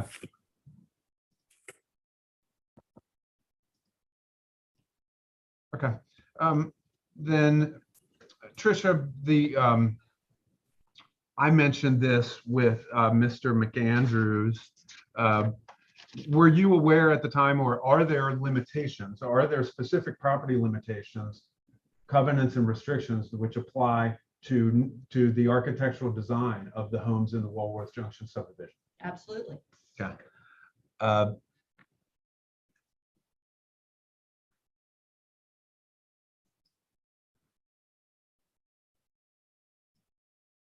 I'm going to share a screen. This is identified as Ballier Exhibit 3. Is this a copy of your declaration of covenants, conditions, restrictions, easements, etc.? It is. Okay. And when were you provided with this? Let me ask a better question. Were you provided with the final copy when you bought the home? Yes. Or Yes. the lot, I should say. You bought a lot and then built a home on the lot, correct? Okay. Were you provided with a draft of this during your consideration of whether you would buy the lot? We were. Okay. With everyone's permission, I will cease sharing right now. Has everyone gotten a look at that? This one, fine. Yes, I have. Rick, did you want to look at that further? I'm sorry, say that again, please. I was just asking if you want to look at that share No, screen. no, our office prepared them. I'm familiar with it. Thought I saw that.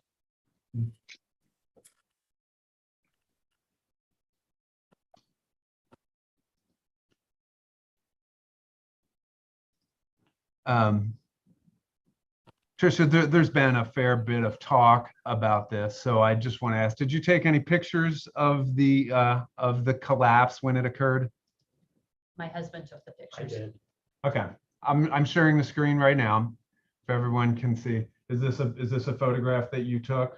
Yes, Where'd you take that from? my deck. Okay. So that's in the rear of the property? My deck's in the rear of the property. This is the front of.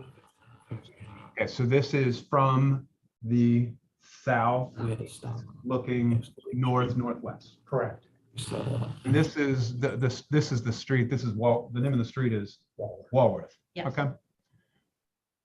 If everyone's had a chance to look at that, I'll stop sharing now.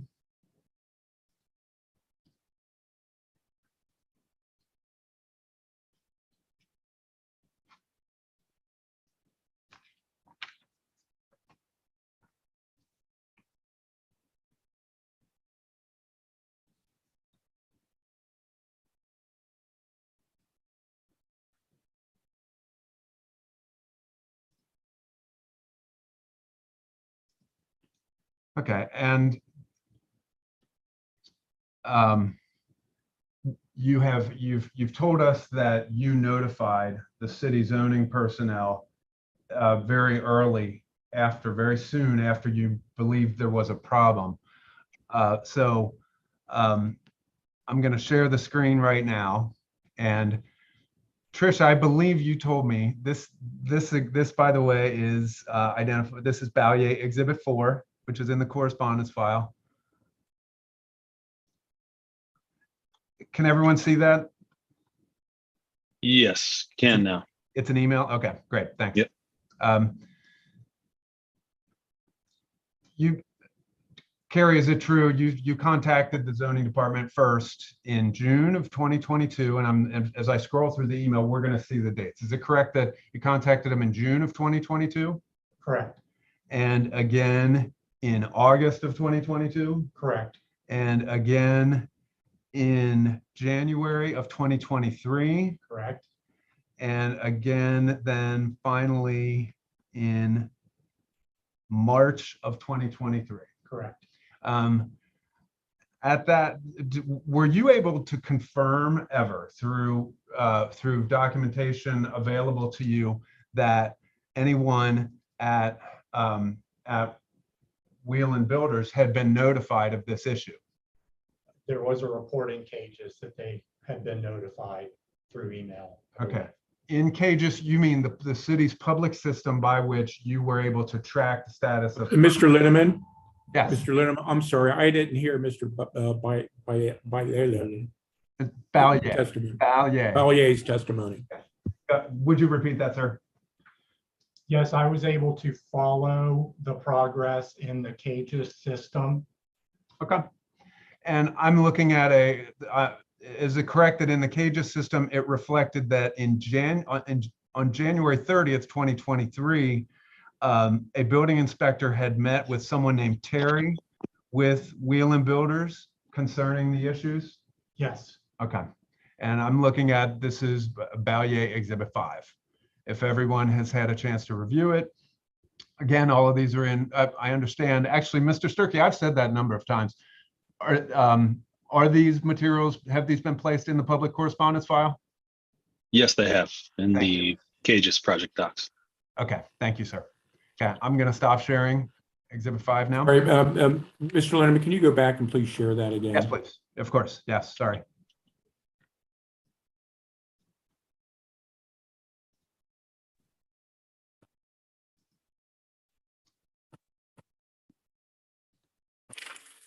Let me see if I can highlight it for you, Rick.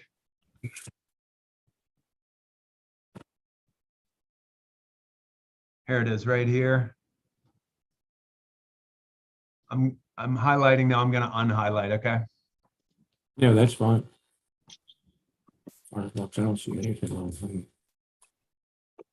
Verify that's okay. To exceed limits of trade documents.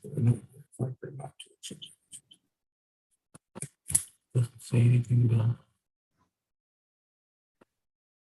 Rick, with your permission, I'll highlight to you what I think is the critical part. Item 1. Can you read that, or do you need me to? Yeah, that's exact. Yeah, yes, that's exactly what we were looking at. Okay. Let's see.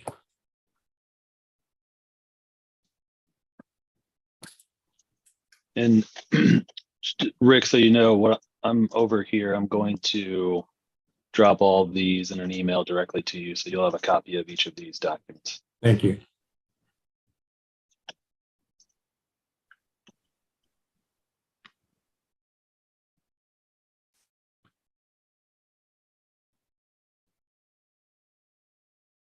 Rick, I'm waiting for you to tell me that you're finished, okay? Yeah, I'm just studying this. Thank you. Understood.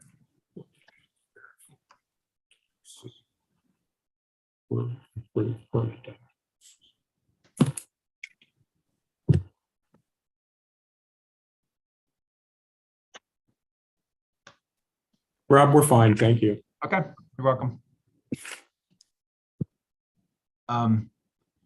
Mr. Sturkey, if it's easier for you, I have all my exhibits in a single email. Would you like me to send them to Mr. Palo? Yeah, that'd be great. I could That- copy I was you. Sure. I was just going to forward them, but they were all added to the public file when received.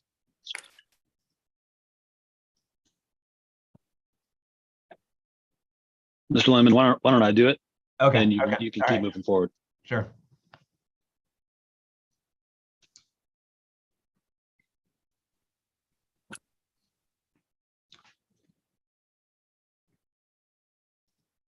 Okay, then Tricia, you said that ultimately you obviously hired an attorney, and at one point, did you contact directly both the builder and the owner of the property to alert them to this issue?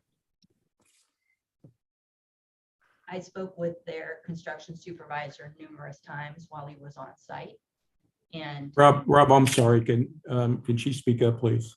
Yeah, certainly, I reiterated that I had spoken with Terry, who is my understanding, their construction supervisor, when he was on site at the property numerous times during the point in time when they started the construction to within the last month. And that person's name was Terry. His name is Terry, and last name begins with an M, but it's about 25 letters. I would not pronounce it correctly. Okay. Okay. And then at some point, did you contact both the builder and the property owner directly? Did not contact the property owner. The Horns, we have not discussed this with them in any way, shape, or form. We have discussed this with the builder. And met Let with me ask a better question. Did you direct your attorney to contact both the property we owner absolutely and the did. builder? Okay. Absolutely. We asked you to intercede on our behalf because we were not feeling like things were being addressed. Okay. And I'm sharing plaintiff's exhibits, or excuse me, Ballier Exhibit 7.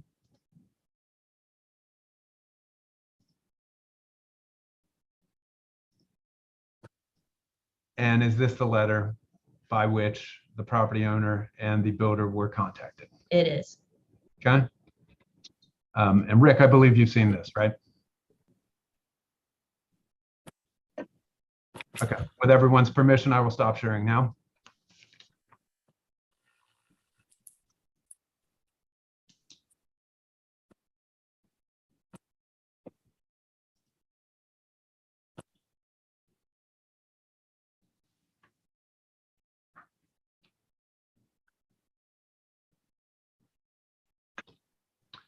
Okay. Ms. Ballier, how would you describe your efforts to reach some resolution with the builder or with the neighbors? First of all, how long have you been engaged in that process?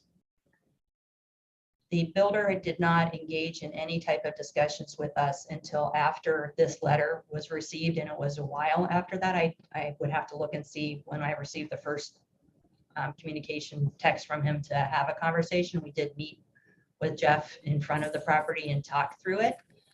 He expressed his sorrow for the situation and that he was trying to think of ways to come to some type of resolution.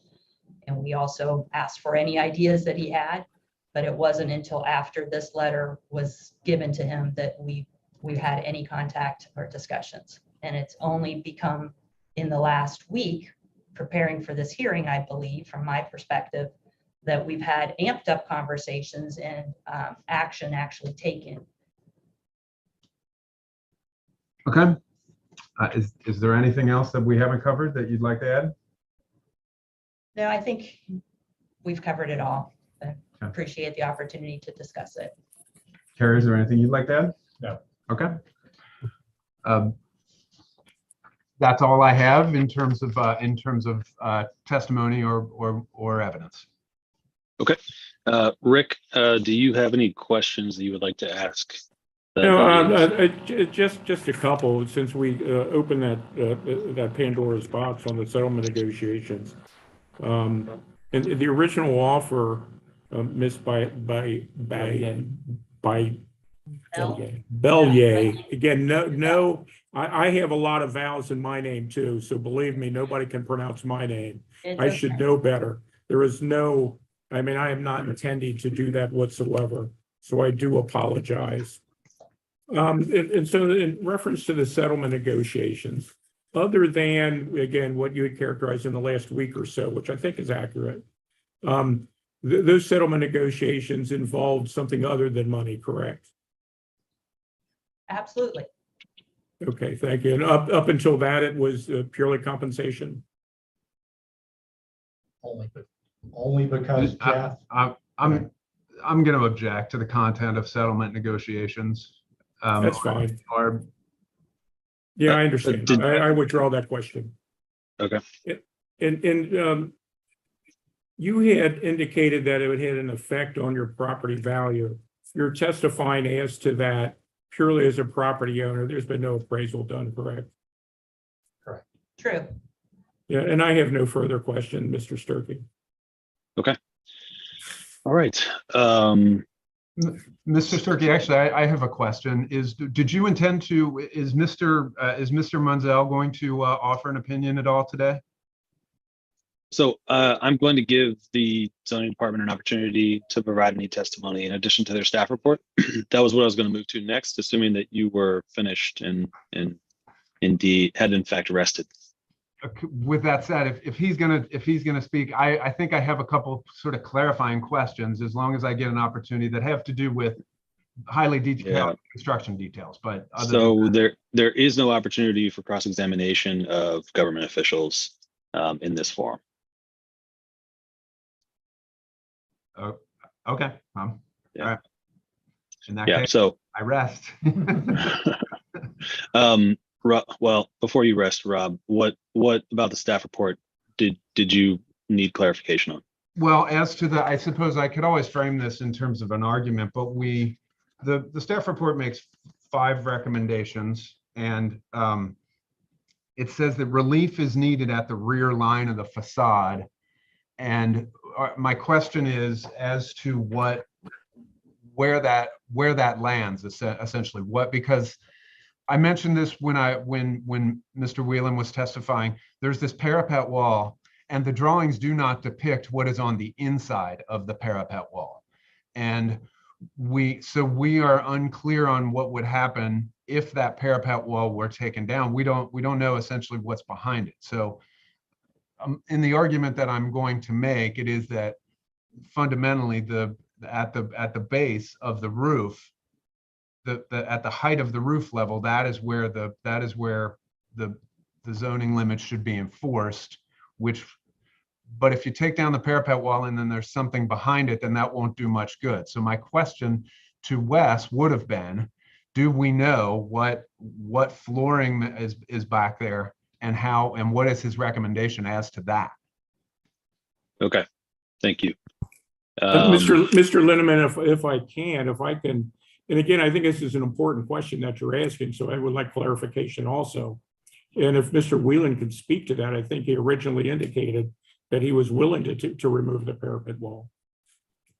I also want to say, I know we can't see it, you can only see the pictures, but it'll look similar to Mr. Walterman's house next door, which is if you remove the parapet wall, then you'll see the gutter will continue where it is right now.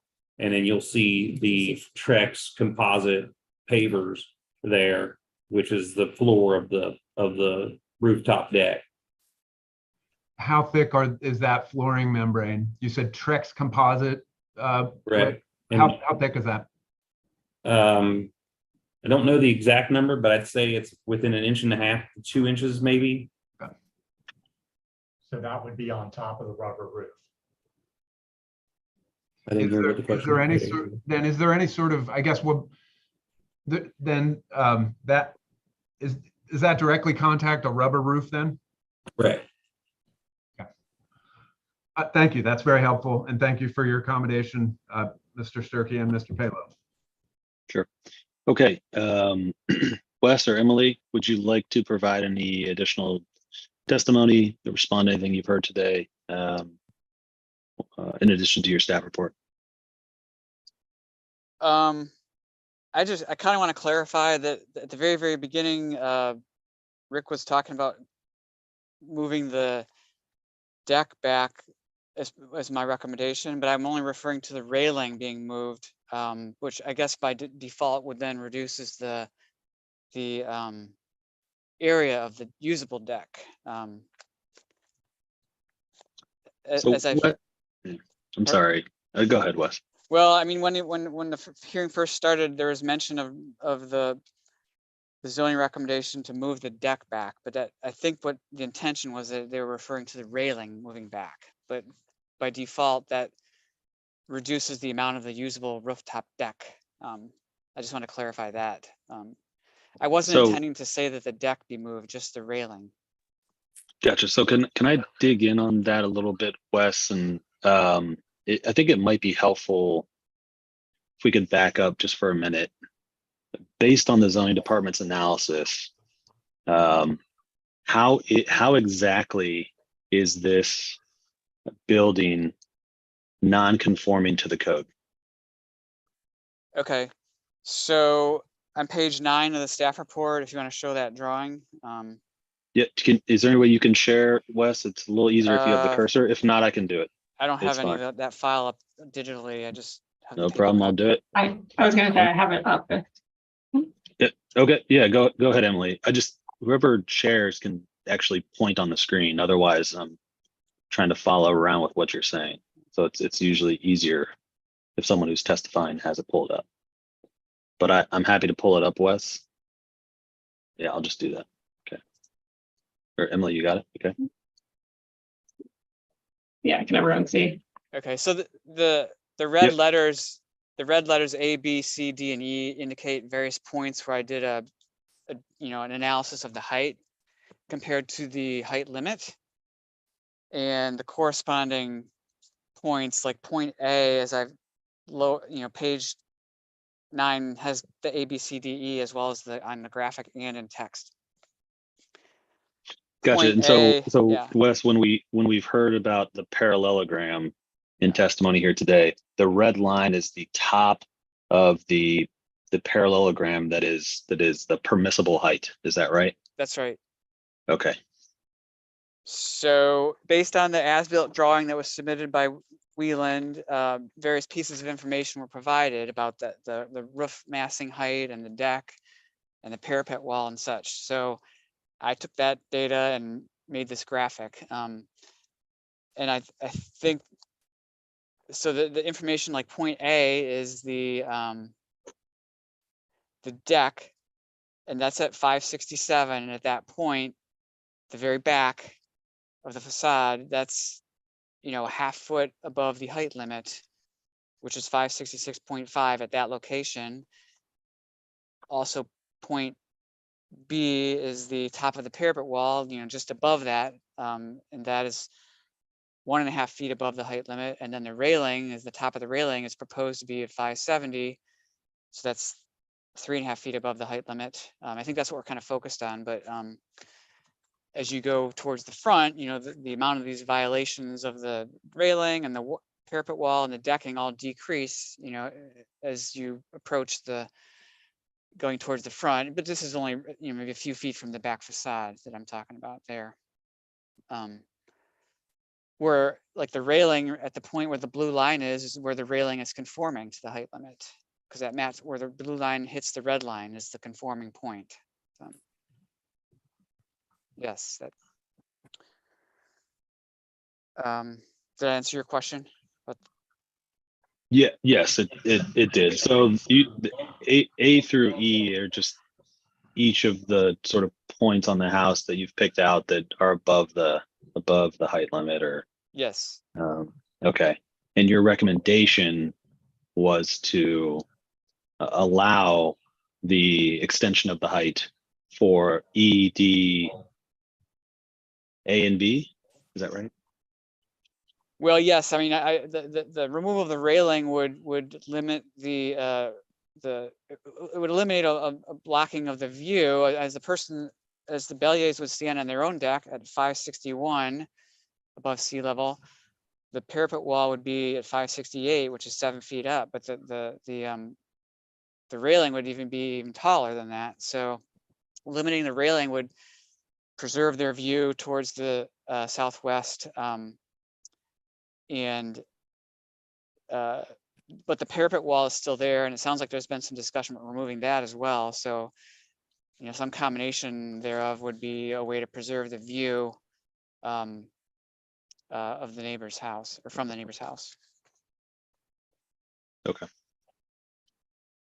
All right. Thanks for that overview. I think I may have cut you off. Did you have something else you want to provide? No, unless there's any other questions about the report. So is it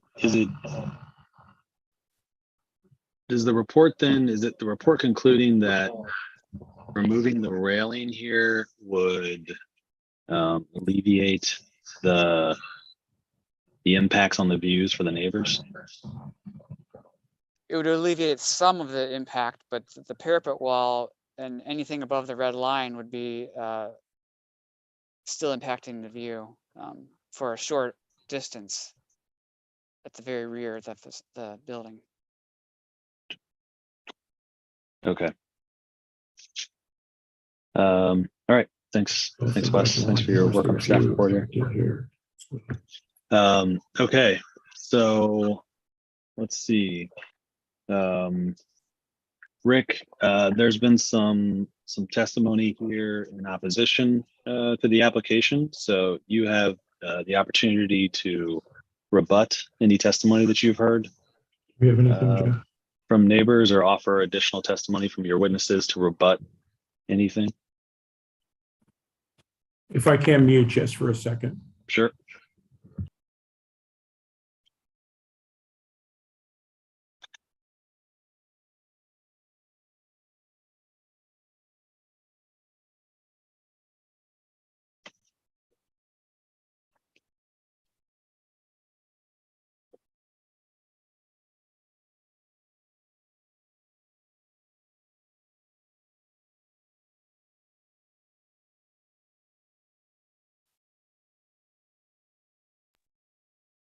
Mr. Whelan would just like to make just one comment regarding some testimony by, I believe it was the McAndrews.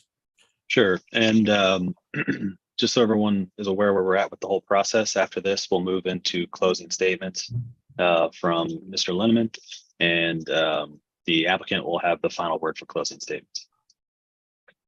I just wanted to respond to when we were notified by the city. It was from Paul Ross, who our building inspector was, and it was in February, and we continued to pass our inspections as we went along. And he called me at that point and said, "Hey, we've had a complaint from the neighbor," and that was as soon as we were notified. And then from there, he told me that we had to get as-built drawings from our civil engineer, which we had to get them down there. We had to do a couple different shots.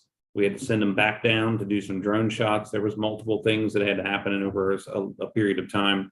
and which I was in contact with Emily A. House and also Paul Ross to find out what we had to do to make things. I mean, where do we go from here, I guess, is what I was trying to figure out. And that was when it began for me anyway. We have nothing further, Mr. Sterling. Sure. Okay. Mr. Linneman.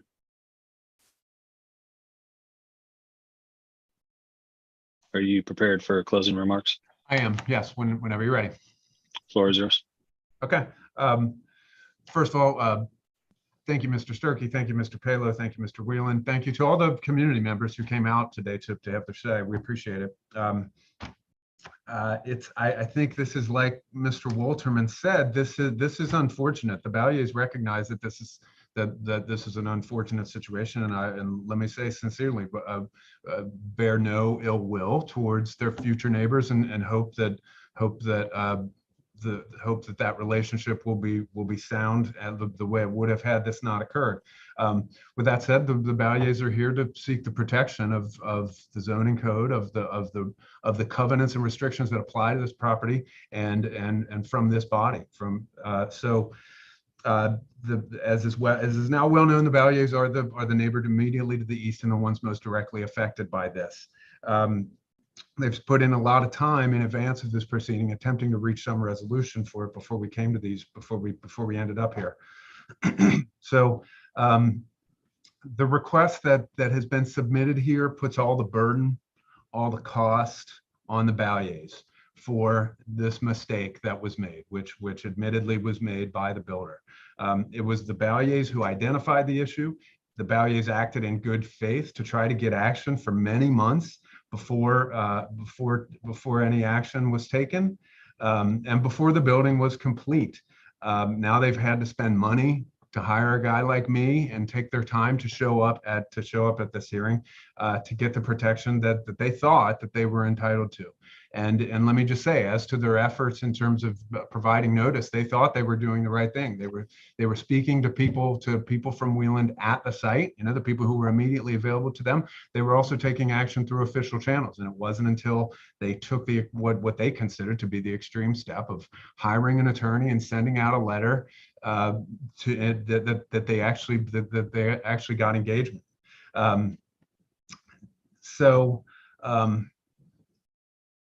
This subdivision has already received a variance to permit this height.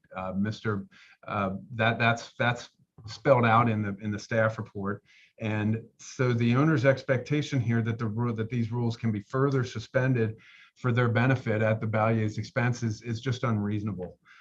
It is clear from the testimony that we heard today that the view is important, not just the view to the south, but the view of the city. These properties were marketed with 360-degree views in mind. You also heard from the other neighbors that was clearly in their minds when they bought the property, clearly part of their current enjoyment of the property.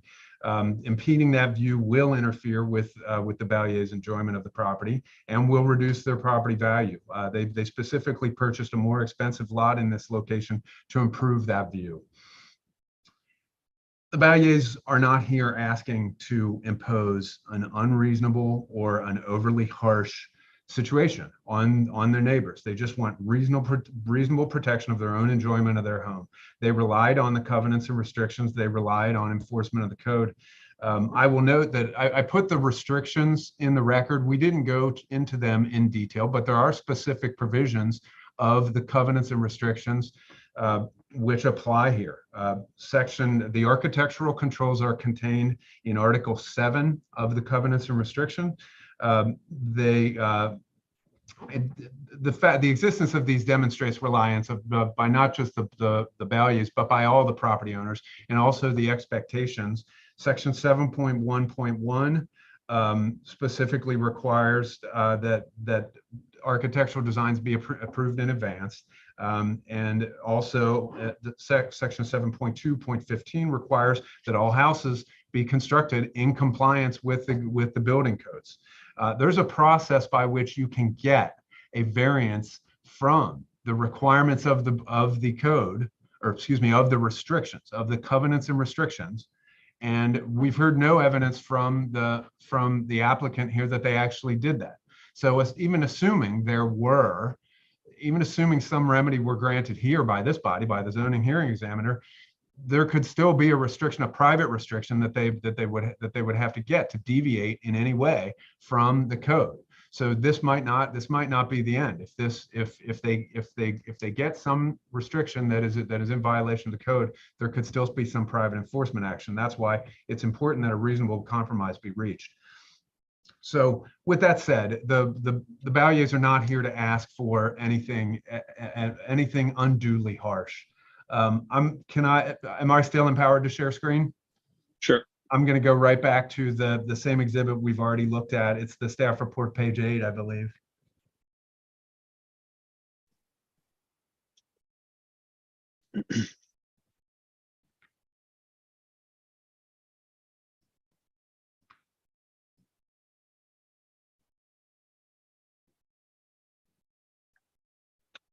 Excuse me, no, it's page 9.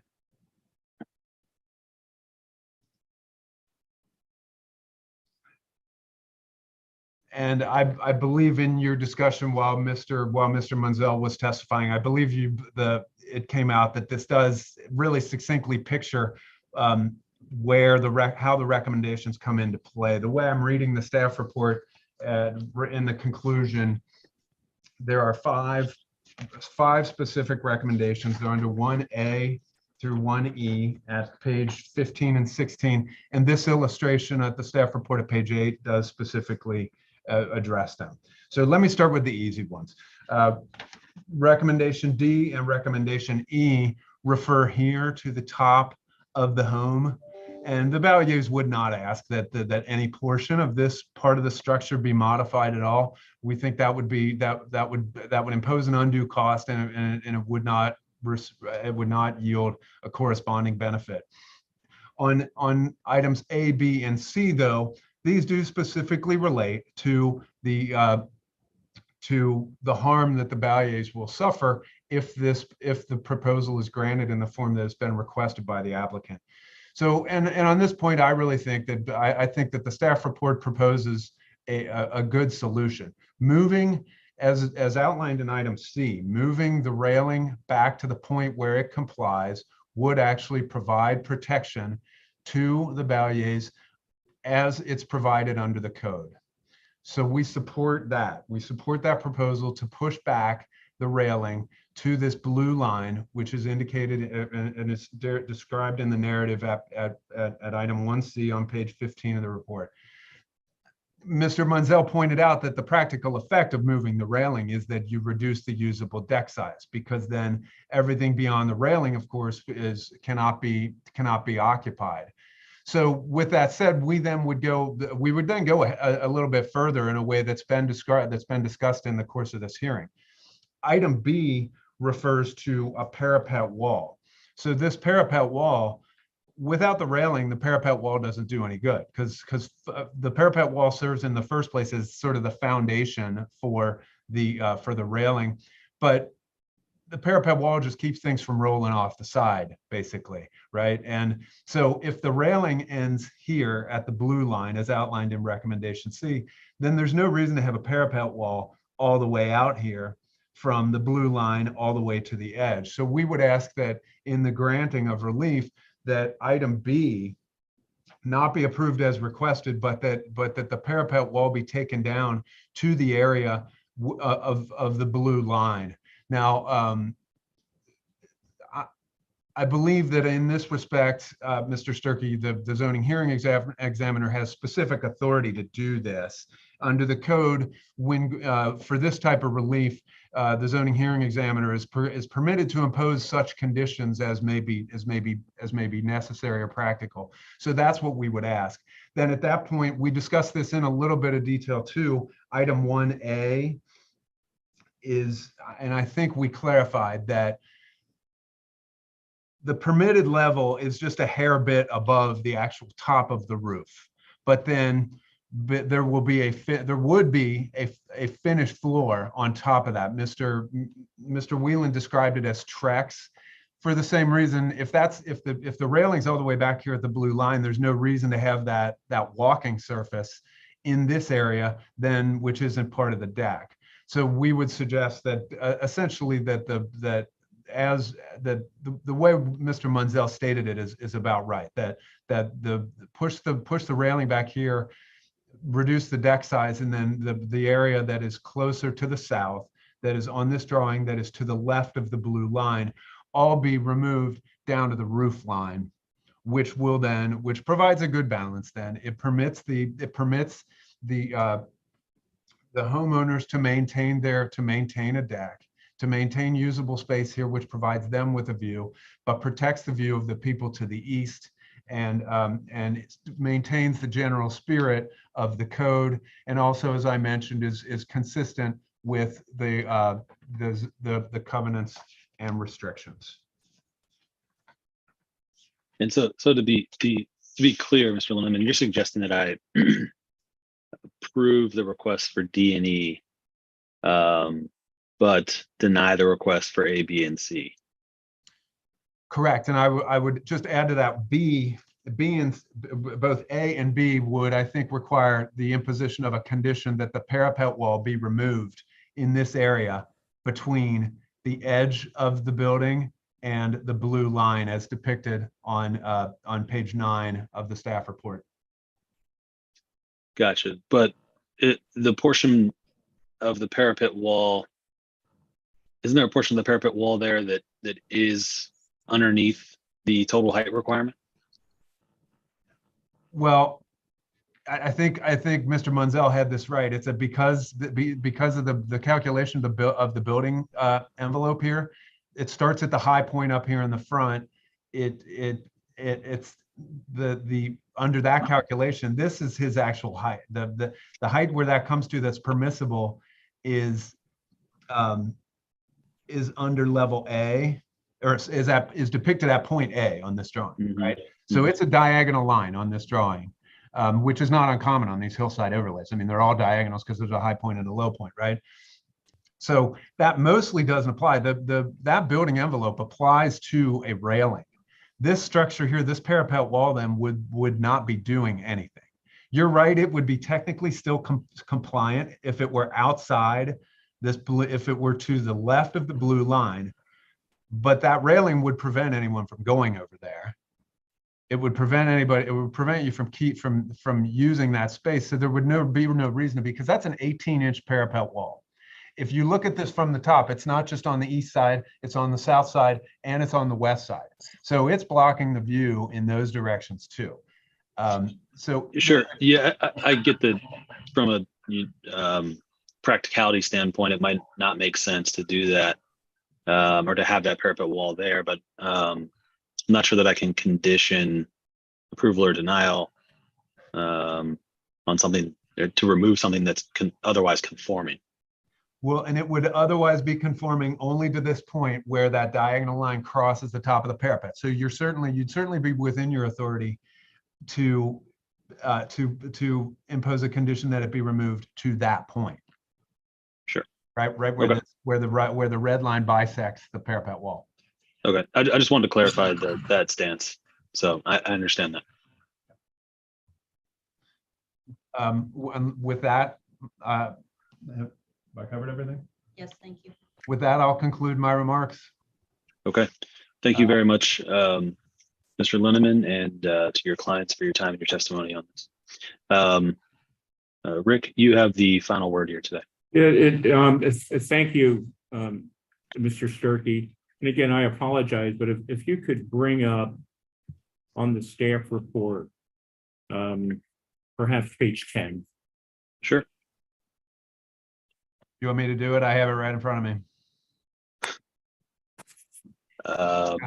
I do too, Rob. Why don't I do it? Okay, no, fine. You all see that? Yes, and that's the view I was looking for. Thank you, Mr. Sturkey.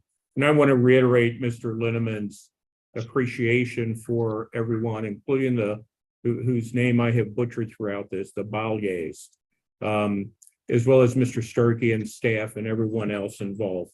This is a matter of not only code, but practicality. And the reason why I wanted to show this view, you can see the Balliers property and you can see the Horns property.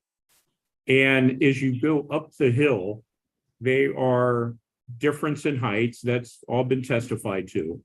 And really, it's the effect of the view. And if you look at Ballier and if you look at Horn, there are homes to the left on each of those, and there are homes to the right on each of those.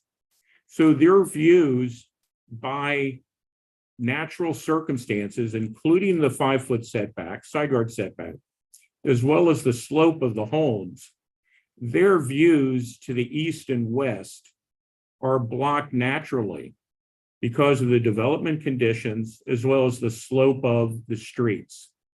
So when you say looking at their deck, as Mr. Whelan had testified to, they're going to have a 4-foot, approximately 4-foot, what I'm going to call a view impediment if it were in compliance. An additional 2 feet affects what? It really doesn't affect anything because that view impediment has already occurred. It's there. So required to remove the deck, as you can see on page 8 of the report, as Mr. Monzel had indicated. Now, page 8, I'm sorry, that view right before that, or right after that, it must have.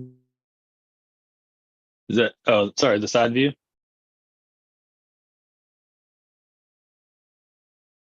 It's like he might have froze up on us here.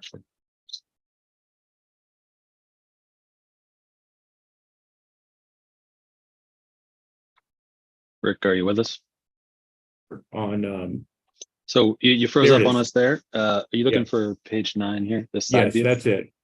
So if you look at what Mr. Lindeman had indicated a resolution as well as what the staff recommends, and then if we compare and contrast that to the next page on page 10, what good does that requirement do?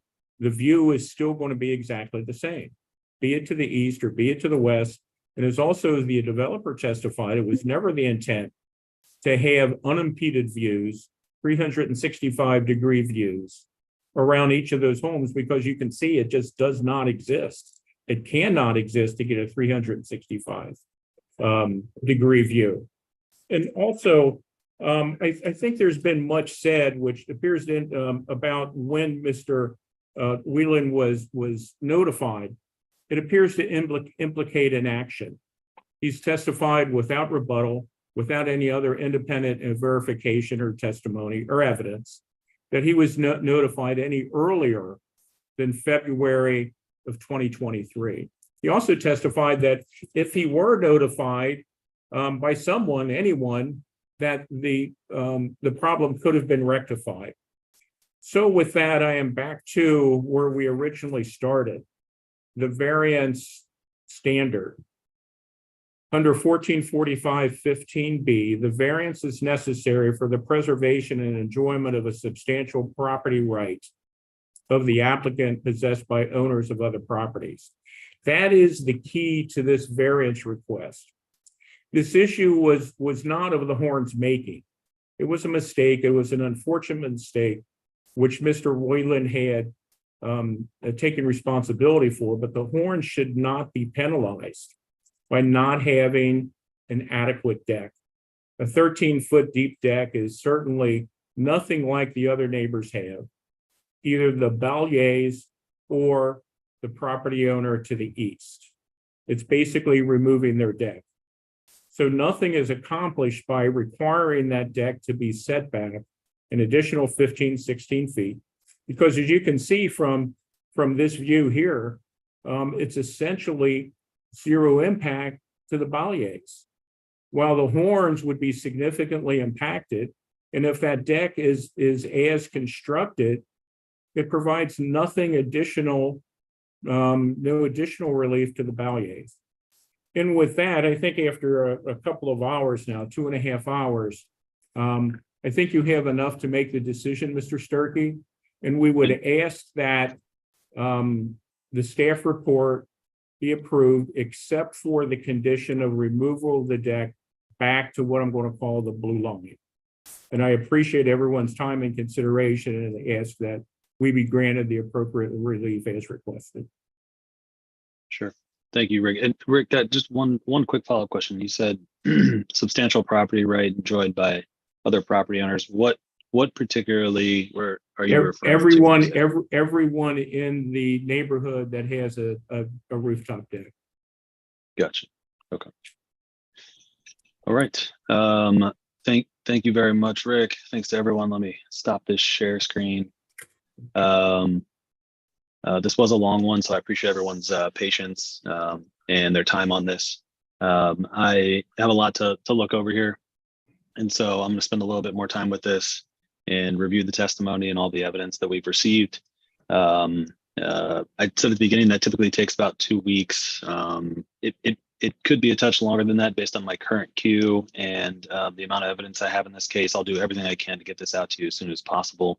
What I do is as soon as I make a decision, I formalize that decision in a written opinion. I put that into a PDF and I email it to everybody who's in the hearing here today. That includes the neighbors. So everyone will have a copy of this decision really just moments after it's complete. And then I think, as was alluded to earlier, that decision can be appealed for 30 days to the Zoning Board of Appeals. And so that option will be open for whichever party chooses to pursue it. If you have any questions about the process or any of the procedures, I'm happy to field those questions in between now and the time of the decision, or even after the decision. I can't take any new evidence or any additional testimony. This particular case is closed. And so that's limited to procedural questions. If you'd like a status update on where I'm at with the decision, I'm happy to answer those questions as well. Anything I can answer now, or any questions now about this process or anything else that's happened today? Okay, great. Well, you all will be hearing from me shortly. Thank you all again for your time. Hope you all have a wonderful day, and we